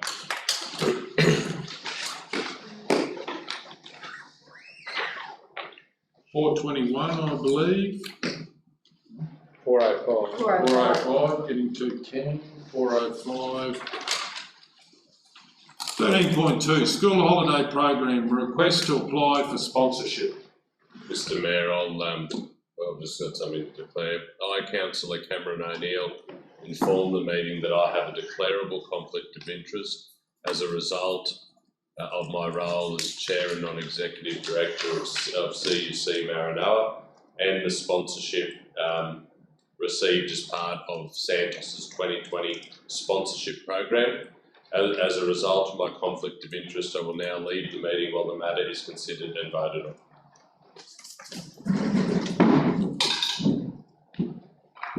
Okay,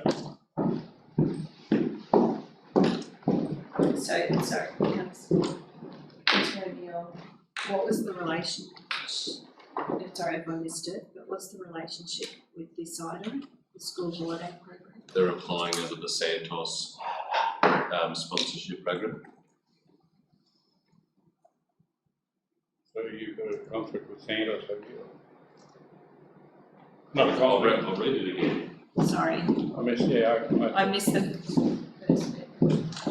was it the country universities? I, Councillor Cameron O'Neill, inform the meeting that I have a declarable conflict of interest as a result of my role as Chair and Non-Executive Director of CUC Maranoa and the sponsorship received as part of the Santos's 2020 sponsorship program. As a result of my conflict of interest, I will now leave the meeting while the matter is considered and voted on. Yeah, so it's not in relation to the school holiday program. The resolution says submit a sponsorship application under Santos sponsorship program. So would the sponsorship, it's the country university competing with our school holiday program? They have received sponsorship as part of Santos's You both 2020. If this goes through, both received it, are we competing with the country university? The CUC Maranoa has received sponsorship under the 2020 Santos sponsorship program.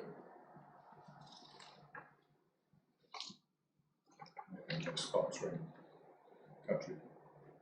If the council is happy to leave the room, he's happy to leave the room. That's all done.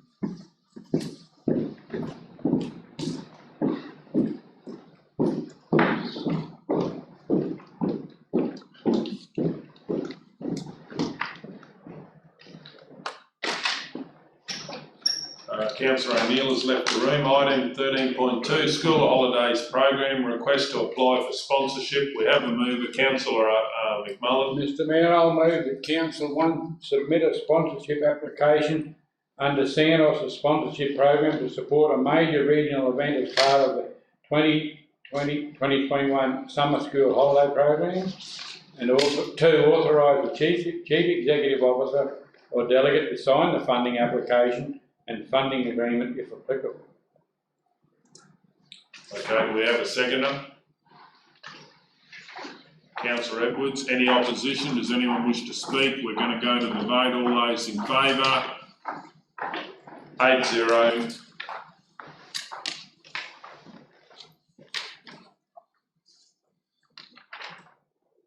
Page 410.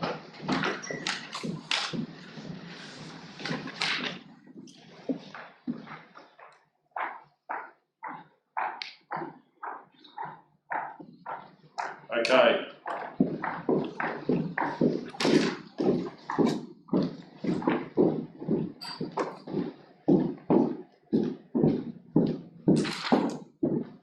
Item 13.3, application for funding foundation for rural and regional renewal. We have a mover, Councillor Burkett. I'd like to move that Council 1 submit an application for funding under the Foundation for Rural and Regional Renewal Organisations Tackling Tough Times Together program. 2, authorise the Chief Executive Officer or delegate to sign the funding application and funding agreement if successful.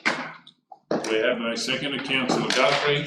Do we have a question? Yes, I do, Mr Mayor. Just wondering, Director Rod, whether we need to say what we're applying funding for in the resolution, because in the heading it just says, you know, where it's coming from, but it doesn't actually, in the body of the report it says what it's for, but it doesn't actually say in the resolution. There's a general one in the body of the report, and happy for that to be used in the resolution. The actual specific clauses themselves might be finalised until a little bit later. Yeah, it's just generally, so there's going to be 3 to 4 credit courses, boys and girls aged 14 to 18. Some of the examples I've had previously: skincare and beauty, fashion, performing arts. They're the girl ones, the guy ones. Those in front of me, but yeah, I'm happy to be general. I was more thinking what we're applying for, so for Youth Week. Oh, sorry. Is what I was. We're just saying that. We're saying that. I don't know whether we have to or not. I'm just asking a question. Could that be circulated around? Or I think Council's just saying it come under the head of Youth Week. So, do you understand what I'm actually asking? Part of Youth Week. Yeah. Regional Renewal Organisation tackling tough times. But after program as part of Youth Week. Submit an application for funding for Youth Week under the Foundation for Rural. Activities for Youth Week. The funding is for Youth Week. Activities for Youth Week. Yeah, yes, funding for activities for Youth Week. So is the mover and the seconder happy with that? Yeah. Happy with that? Okay, well, that's the motion. Any opposition? Does anyone wish to speak? We're going to go to the vote. All those in favour? 9-0. Item 13.4, Bassett Park Racehorse Trainers Agreement. Please go ahead. Item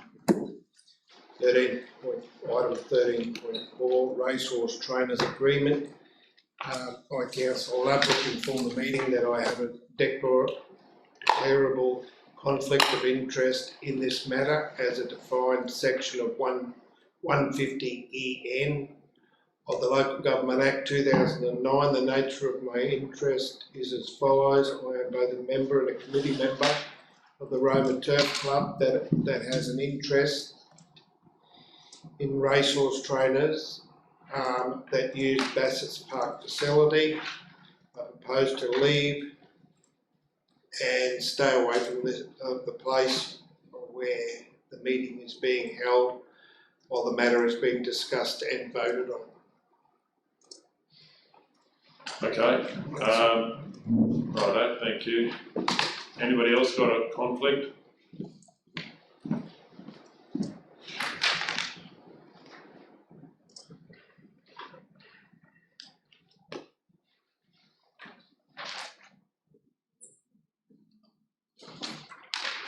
Okay, councillor Ladbrook has left the room. Item 13.4, Bassett Park Racehorse Trainers Agreement. Do we have a mover? Councillor McMullen. Mr Mayor, I'll move that Council 1 enter into a non-exclusive use agreement with racehorse trainer Joseph Helpin for a period of 3 years for the use of the track and relevant facilities at Bassett Park. 2, authorise the Chief Executive Officer or delegate to finalise and execute the agreement and any other associated documentation. Do we have a seconder? Well, councillor Burkett, I think, was first. Any opposition? Does anyone wish to speak? We're going to go to the vote. All those in favour? 8-0.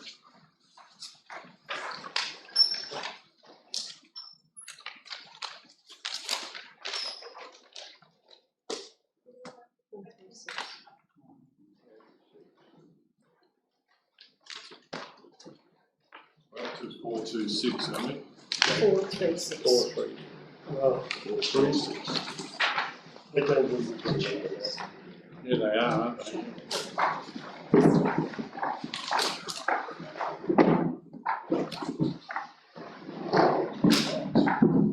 Uh, 436, Planning and Building Development Report. Ordinary meeting the 14th of October 2020. Subject heading, Development Application for Retirement Village Additional Accommodation Buildings at Pinaroo, Roma, reference 2020-201-16. Do we have any questions? Do we have a mover? Through you, Mr Mayor, do we have to read that a lot or just do the? It is in open, it's in open, so we'll we have a question, or would you like to move? Okay. I move that Council 1 approve we don't need the one. I move that Council approve the development application for a material change of use for a retirement facility at 47 to 49 Duke Street and 50 Barwell Street, Roma, being Lot 10 on R86120 and Lot 6 on SP 222875, subject to the listed development conditions and general advice. Yeah, that's the, Okay. The officer worded that very well in the report. excellent. Do we have a seconder? Councillor McMullen, any opposition? Okay, no one wishes to speak. We're going to go to the vote. All those in favour? 9-0.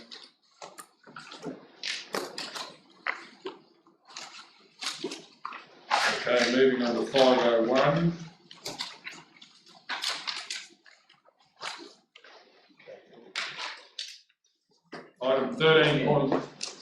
Item 13.6, amendment to the 2020-2021 Capital Works budget. Councillor Burkett. Thanks, Mr Mayor. I'll move that Council 1 amend the current 2020-21 Capital Works budget to reflect the change of scope of works plan for the council-owned housing property at 72 Burrows Street, Surat. 2, complete an upgrade of the bathroom, underground plumbing and re-level the property in the 2020-21 year. 3, not proceed with restubbing the property in this current financial year. Okay, do we have a seconder? Councillor Guthrie, any opposition? Does anyone wish to speak? We're going to go to the vote. All those in favour? 9-0. Page 505, which is Mitchell Show Society Incorporated Successful Regional Arts Regional Agricultural Show Development Grant. I have a conflict of interest. Councillor Hancock. I inform this meeting that I have a declarable conflict of interest in this matter as defined in section 150 EN of the Local Government Act 2009. The nature of my interest is as follows. The declarable conflict of interest arises because a person who is a related party of mine has an interest in this matter. In particular, the name of related party is Stephen Hancock. The nature of my relationship with this party, related party is he is my brother-in-law. The nature of the related party's interest in this matter is that he is the president of the Mitchell Show Society. I propose to leave and stay away from the place where the meeting is being held while this matter is discussed and voted on. Okay, any other conflicts on this one?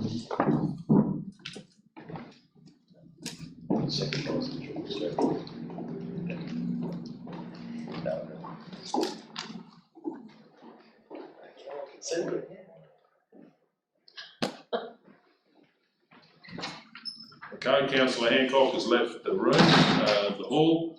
Item 13.7, Mitchell Show Society Successful Regional Agricultural Show Development Green. Do we have a mover? Councillor McMullen. Mr Mayor, I'll move that Council 1 grant permission for the Mitchell Show Society Incorporated to undertake the following infrastructure improvements at the Mitchell Showgrounds. Upgrade, replace the showgrounds perimeter fencing, paint the inside of the show day pavilion shed, including touch-up painting on other weathered paint, complete the showgrounds ring fence, install a 152,000 gallon water storage tank, to acknowledge that the items salvaged from the Mitchell Showgrounds upgrade, being a quantity of second-hand fencing materials and a poly tank, have a value of under $5,000 and are not considered by the Local Government Regulation 2012 as valuable non-current assets.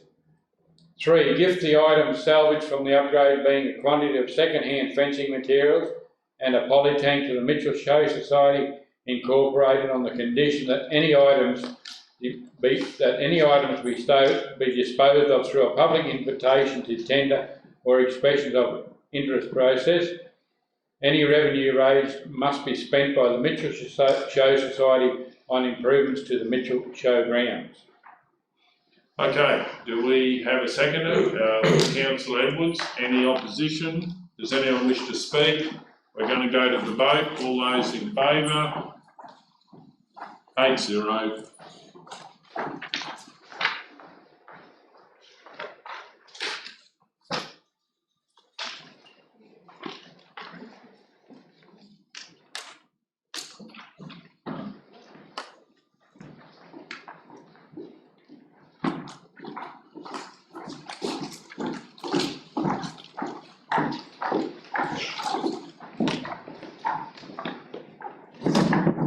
Item 13.8, additional services to Toowoomba and Surat Basin Enterprise Pty Ltd. Do we have a mover? You have a question? Please go ahead. Through you, Mr Mayor, CEO Julie, can you add to this later? Like, we didn't pick out all the points, but just say 1.4 if you wanted to do that at some other time. Is that a possibility, or do you lock it in now as 12 months? So through you, there. Yeah, so there's ongoing services that they can provide. So if council decide that they want to do those 3 projects being recommended this year, and they want to, if they decide they want to take it up later in the year, you've got budget review, and we can deal with them then as well. Decide later in the year you want to do it as well. When we do a quarterly budget review and funding, we can do it as well. Just to clarify, the council initially engaged to achieve those, and then that doesn't sort of foreshadows that there might be others.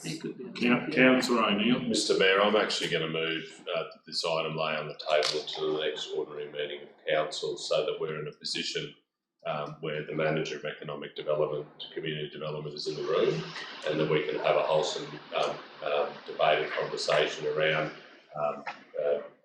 what Councillor Taylor was referring to, because I think it's an appropriate time to have that conversation, but just not tonight. So I'll move that we lay on the table until the next ordinary meeting of council. Okay, all those in favour? 9-0. Mr Mayor, sorry, I've just got one question. Sure. Oh, it doesn't matter. Where will we get the extra money from? It's also my other question. It's budget. It's in the budget. It's taken on the report there. Okay, thank you. Okay, moving on to 526. 526. 527. 526. No, I got 526. 13.9. Item 13.9, Little Red Flying Fox Roost Surat. Do we have a mover?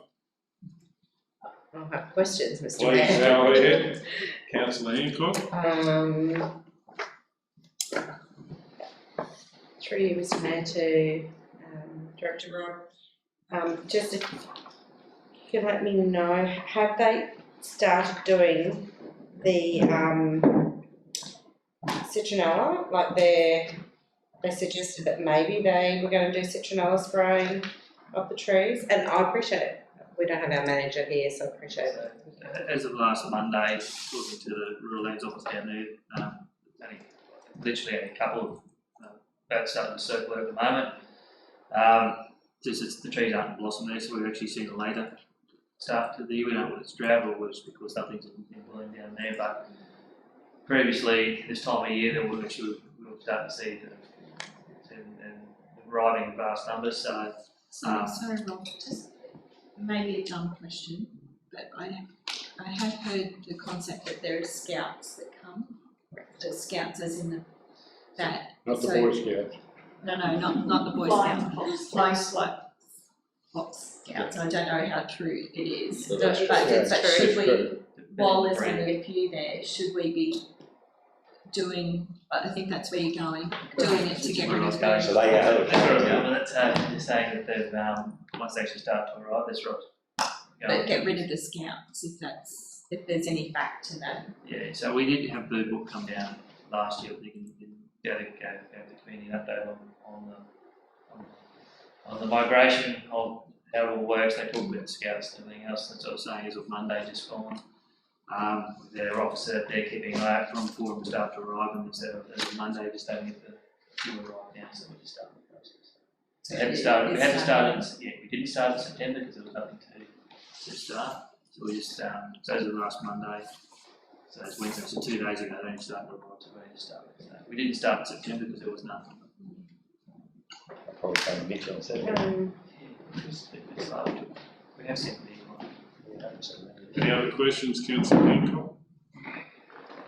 No, I'm happy to move it, I've got an amendment. Okay, please go ahead.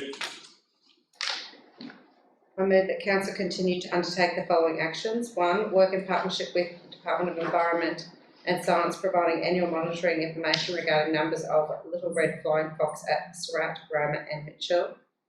And 2, consult with all residents of the Surat community regarding community's suggestion in removal of trees located in public spaces and residential properties, namely the how do I say that tree? Trilliana. That's the word, Trilliana, that provide nectar fruit which are an attractant to little red flying foxes during the summer months. And 3, continue financial support through its annual budget within either the rural land current or environment and health budget previous years to undertake actions to reduce the numbers of little red flying fox roosting near the Surat water supply inlet pipe located in the Blonde River. And 4, seek funding to plant a grove of high food source trees in an area, sorry, that's what I want to reword, in an area that seek funding to plant a grove of high source trees in an area that in consultation with the community, as to where this plantation would be best be planted. Sorry, I've got to fix that Seek up. funding to plant a grove of high food source trees. In consultation In with the consultation community, full stop. Yeah, thank you. Perfect. That's With the location to be determined in consultation with the community. Well, actually, no, I'm happy with just in consultation with the community, because then that takes in the last point that the officer has here, that should the community believe this action is a positive benefit, actually, I'm happy just to consult the community, see whether that is the best action. The reason I say that is because further in the report, the officer does say that there's a risk of planting there's a risk of planting it and then the flying foxes not go there. Well, we're not consulting with the community that was, should we put the consulting with the community at the front? And then seek funding. Yeah. So with the community about planting a grove. Or would you leave planning out and just consult with the community about an alternative, about planting an alternative roosting area? Planting an alternative roosting That's George. area. I never said that. Oops, sorry. And seek funding if appropriate. Yes, thank you. Thank you, I needed a bit of help, Okay. getting a bit late. Happy with that? Now, is there a seconder for that motion? Councillor Taylor, thank you. Any opposition? Does anyone wish to speak? We're gonna. I was just gonna say. Please go ahead. That I'm just was happy to see this report on the table. It's continually, as asked in Strat, it's continually a major issue. It's identified as the Strat District Development Association is one of their major key points to work towards. So, you know, I'll be really excited to start seeing some of these programs being rolled out. Okay, well, on that note, if no one else wishes to speak, we're going to go to the vote. All those in favour? 9-0. I'd just like to move that we change the order of business to, so what's the correct wording here, CEO, please? To the next order of business to be C7, page 134, notice of intention to consult over changes. As we careful of the time in the pink. So C7, so which is notice of intention to consult over changes.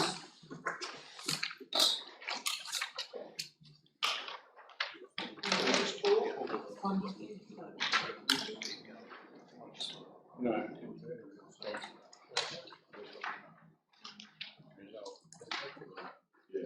Only because we set a time at 10:30. Yeah, no, that's right, yeah, I just say I've got 4 of the confidential lists that need to have approved under funding arrangements, but we're just not So I move that we change the order of business to deal with C7 next, and then what would you like after that? So I put that at Karen, but I've got C1, C2, C6 and C9. They're ones we're trying to talk, you know, the heavy vehicle safety funding programs. Which is the most urgent, because we've only got 10 minutes. Planning approval, that you got that court case one there, engine level space, and you let that down the table, but it's going to be over. Which court case is that one? That's just that one we spoke about the other day, councillor, that weekend there was. Oh, yeah. Look, definitely C6, C6, C9 for the 2 funding ones. What do we have to do, C9? C9. You don't do the one. Is there a reason we have to do C7 right now? Yeah, I'd like to, I believe that we need to keep moving with that, and we shut the meeting at 10:30, so anyway, I'll move that we change the order of business to have C7 next and then deal with C9 after that and C1 after that. Do we have a seconder? Councillor McMullen, all those in favour? 9-0. Okay, so we're dealing with C7, page 134. C7, note of intention to consult over changes. I'd like to move that council review and amend. Council, will we do, everyone's had a look at it, haven't they? We don't need to review it, do we? Council will vote the draft notice of intention and then approve to issue. And then we can take out the as amended if it's not happening. Now, was that what you typed up and sent around? It's in here, this one. Yeah, has everyone received the new copy that I emailed with a couple of small changes? This is where the mayor's referring to, I think. You're referring, sorry, to the. Is it a different number? Where it was briefing. You've got this one where you item to the end, just like Yeah, that those was questions.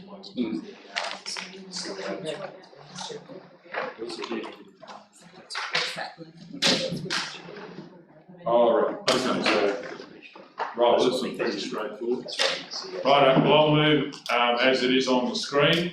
No, the draft. Council note the draft notion of intention to consult over change. 2, approve the chief executive officer to issue the notice of intention to consult over change as amended to the We can take, over change, incorporating any minor amendments incorporating any minor amendments to the relevant unions. to the relevant unions. Do we have a seconder? Just in case we find something small, typo or something. We have a seconder. Councillor Ladbroke, any opposition? So this is not about what was sent around? No, No, okay, thank you. this is just starting the Yeah, process. yeah. Okay, we're gonna, letter that's in here. Yeah. Yes. we're gonna go to the vote. All those in favour? 9-0.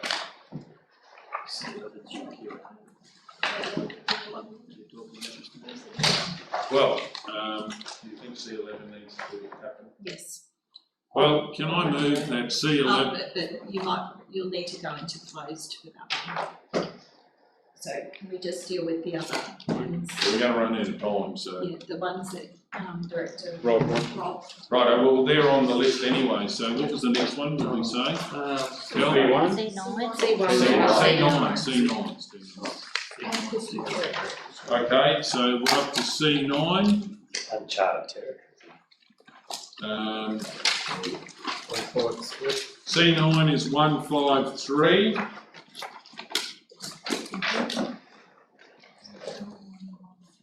C9, 2020-21 budget amendments, co-contributions to the Heavy Vehicle Safety and Productivity Program and the Bridge Renewal Program. Councillor McMullen. Mr Mayor, I'll move that Council 1, receive and consider the additional information provided on the matter. 2, approve the preferred option to fund the matching co-contributions to the Heavy Vehicle and Safety Productivity Program and Bridge Renewal Program projects. 3, note if option 2 is approved, the borrowing policy 2020 to 2021 will be required to be updated and provided as a separate report. Yeah, I think. Which it is. We need to I think change that's to consider. Yes, well, if you're going to borrow the funds, Yeah. would you mind changing it to approve option 2 to fund the matching co-contribution? Because option 2 is to borrow the funds. Approve option. Sorry, in the second dot point, approve option 2. Take the preferred out.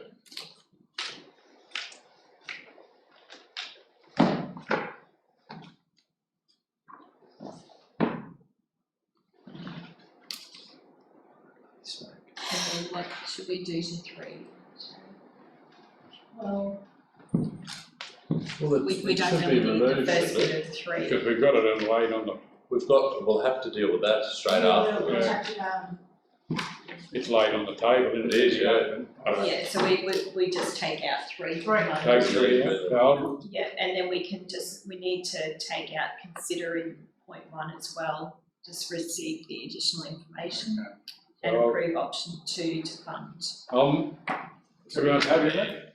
yes, I'll move that Council 1, receive the additional information provided on the matter. 2, approve option 2 to fund the matching co-contributions to the Heavy Vehicle and Safety Productivity Program and Bridge Renewal Program project. We have a seconder.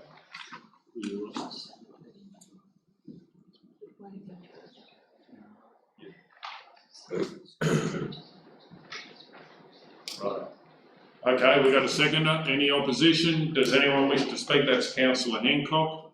Any opposition? Anyone wish to speak? We're going to go to the vote. All those in favour? 9-0. Can we move to take that one off the table? What number is it, please? 11.1. Did you need C1 done as well? It was, page 264 in my agenda, which is different. Which one is that, open? That's That was the borrowing policy. Yeah, but we've got to do this one in here, that we We have to do still got one in here. Oh, one more to, yeah. C1, I thought you said this. But I think we better do the, so we would move to bring, We've got to do the borrowing policy. so I think we do that. Yeah, 11, Sorry, Mr Mayor, just We've got to do them with all due both, respect, haven't we? there's a resolution that you've put things to happen in order.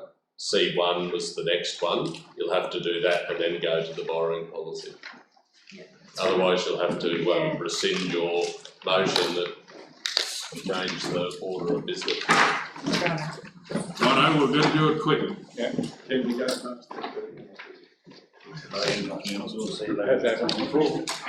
it's hard coded in the. Okay, well, on C1, I'd like to click, C1, I'd like to declare that I, Tyson Gold, inform the meeting that I have a declarable conflict of interest.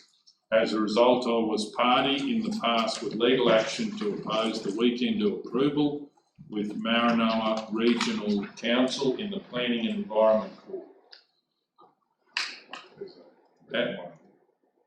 Is that the right court? I think we ended up thinking that it should be prescribed because it pertains to an application matter. Okay. What's anyone? Oh, well, I don't mind whichever way I'm And then leaving anyway. you're submitted to the original application and the matter is. Same thing, both the same. Yes. let's go.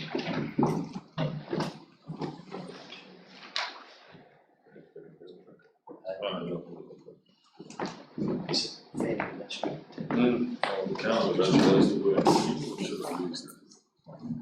No grace period, on a start, a finish on.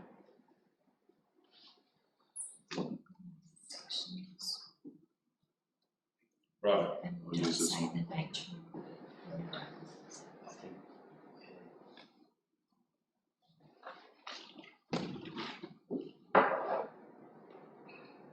I'd like to inform the meeting that I have a prescribed conflict of interest in this matter as defined by section 150E. One, it looks like, I, and then bracket C2 of the Local Government Act 2009. The nature of my interest is as follows.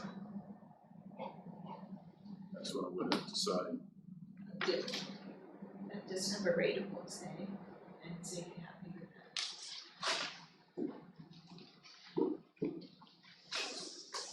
Oh, this is, right, okay, I got it. I made a written submission in relation to an application that came to council prior to my election as councillor. I was also a party in the past with legal action to oppose the approval with Maranoa Regional Council in the Planning and Environment Court. The agenda item is associated with the approval C1. In accordance with section 150EM of the Local Government Act 2009, I'll now leave the meeting and stay away from the meeting while this matter is discussed and voted on. Does that sound right, Bob? sounds The perfect. description of Sorry? what the conflict was, yeah. I don't know whether it's prescribed as versus. Oh, no, but yeah, just the content. Councillor McMahon, could you take over, please?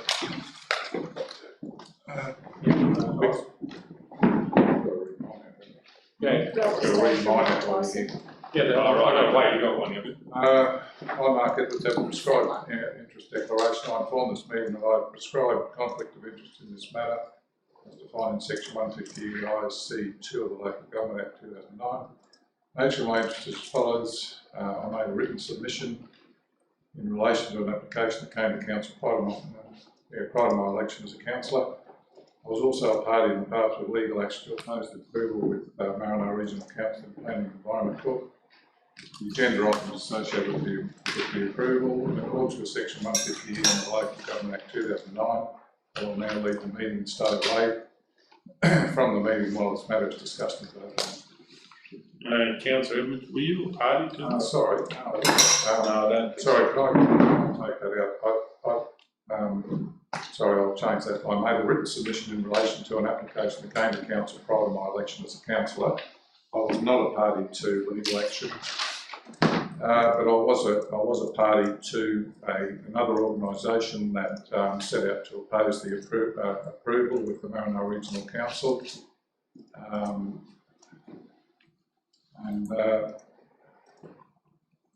That was, do I have to name the other part? The organisation, the incorporated body that I was associated with, I think I do know. The other entity that had an interest in the matter was an incorporated body, should I mention that? Rome Against Open, because that's the other part. So it's up to you what you claim. Yeah, the other entity that had an interest in the matter was Rome Against Open Sewage and Salt Incorporated, which was associated with to oppose the approval, and I was the past treasurer of the incorporated body. So once again, in accordance with Section 150E of the Local Government Act 2009, I will now leave the meeting and stay away from the meeting while this matter is discussed and voted on. Just have the body name. Oh, I've got to be here. Okay, you want me to read it out? It was ready. Yeah, I Just didn't catch do it here. I'll take that.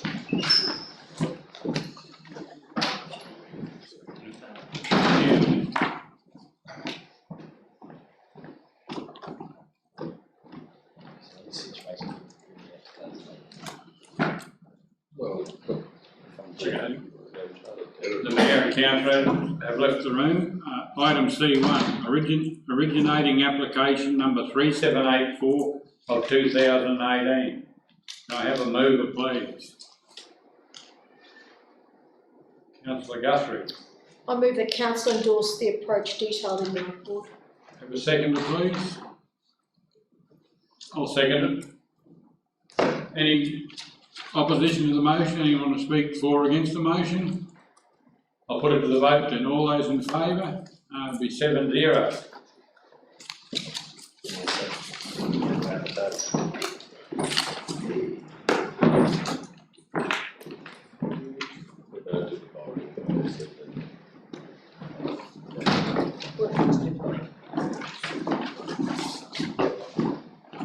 What was that, the one? It's 11,264. 264?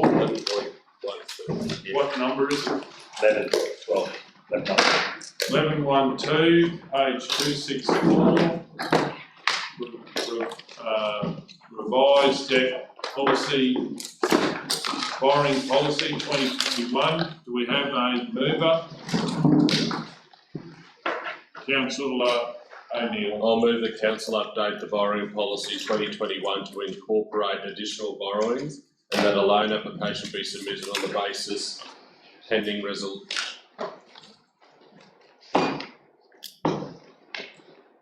Yeah, sorry, Director Shane, would be the resolution for this.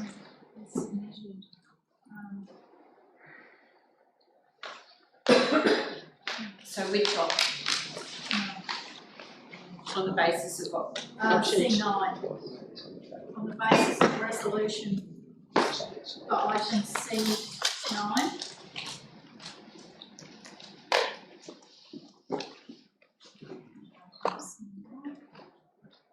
Full stop. Yeah.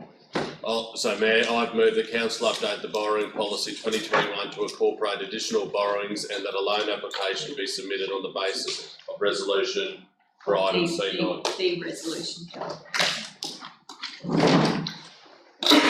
On the basis of the resolution for item C9. Do we have a seconder? Councillor Hancock, any opposition? We'll go to the vote. All those in favour? 9-0. Is there any others that are crucial? C11, C11. Oh,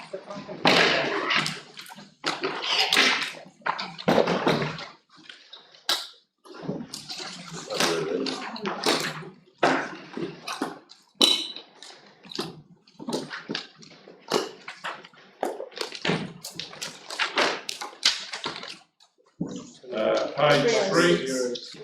Yeah, so we need to move that goes ahead of the, I'll move that C11 be dealt with next with, in the council agenda. Do we have a seconder for that? Councillor Guthrie, all those in favour?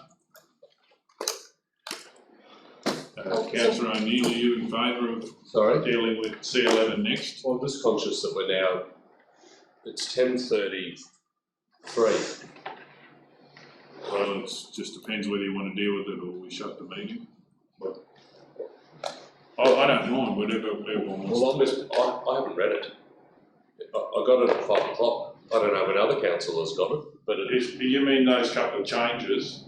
I got an email at 5 o'clock. No, this was sent a few days. Yeah. Well, so this is only the red's a bit. Yeah, there's only, we can read out a couple of changes for you. It's like literally. Geographic community, Who sent it? written consent, so number I'm just trying 27. to find, sorry, today. So there was one sent today at 5:01. It's just got a couple of tiny changes to it, which we've highlighted in red, which is what I'd like to move. Yeah, so Brittany sent one at 5:01 today, 5:01 PM. Is that the one we're dealing with? Yeah, but it was sent to you a couple of days ago or a day ago, and it's just in the red is the only thing different to the normal. There were copies in pigeonholes this morning. Yeah. On the hard copy. Of the hard copy you got. So it was, I'm just trying to find when it was sent electronically, if anyone remembers. And then the hard It's copy. about 4 days ago because I requested a hard copy. No, It was the hard copy written this afternoon. No, but this was. That's in right, each but other. that didn't have all the updates on it. The one at 5 o'clock this afternoon had different, had 504. updates. And that's the one with the only difference is the bit in red where I've just clarified a couple of things. And one was like a spelling, like a sort of, it said the council instead of council, so I got rid of the. 501. Yeah. There's about 5 small changes, but do we want to close the meeting or do we want to deal with it? Or does it need to be dealt with? Well, it sounds like it. Okay. Let's deal with it. Can we take that vote again, just to put on the next thing on the agenda? All those in favour? 9-0. Okay, so C11, page 306. C11, workforce briefing, reorganisational change. I would like to move that council consider the collated responses. But it's not considering because Right. we're just endorsing. Council endorse. But I'm just quickly looking at what's read. There's only 3, Julie.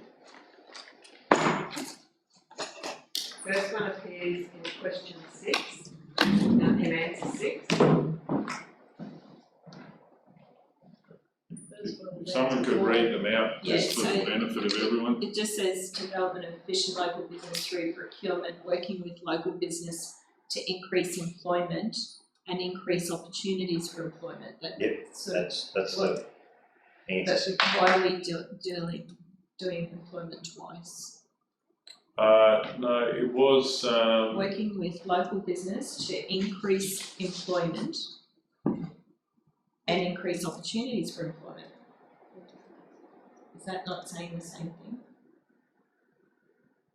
yeah, I was just probably more focusing on the fact that, yeah, I think I put an extra focus on the employment. To increase employment and increase opportunities for employment. Yeah, I'm happy with that. No, that's what you put, not what That's good. that's not what I said, meant. It's just that you've doubled, it looks to have doubled up to increase employment and increase opportunities for employment. Well, what I was actually saying is if council operate locally, we're increasing opportunities for employment in the community, not necessarily council. Because if we use more of the local businesses, we are increasing opportunities for employment. I don't get it, but that's fine, happy to go. There's one in A4, Sorry? there's one in A4, changing the. And or savings. Alright, efficiency gain and all savings to fund the additional directors. Okay. That's two.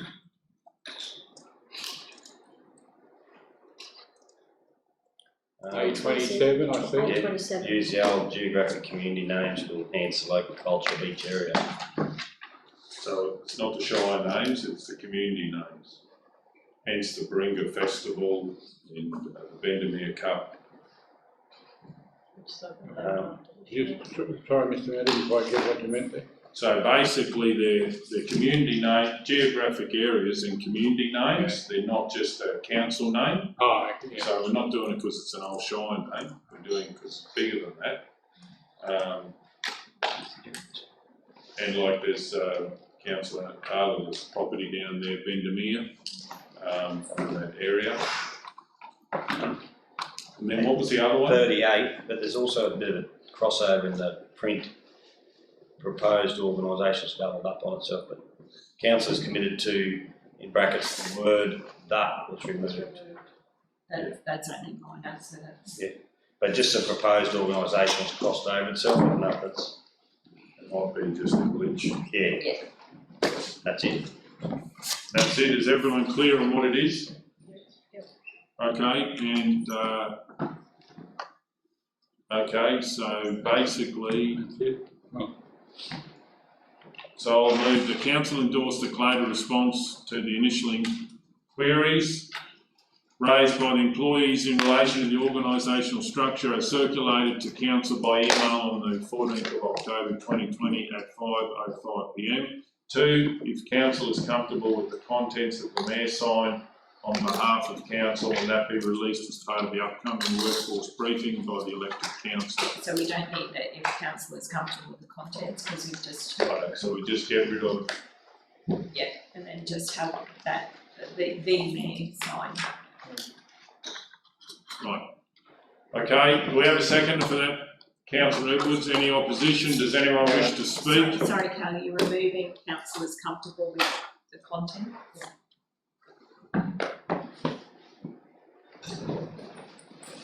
So it will be that the mayor signed on behalf of council and that be released as part of the upcoming workforce briefing by the elected council. Okay, no one wish to speak, no opposition, we're going to. Second, sorry. Councillor Edwards. We're going to vote all those in favour, all those against. 6-3 if I can call for a division. Close the meeting at 10:41 PM and thank you for your attendance.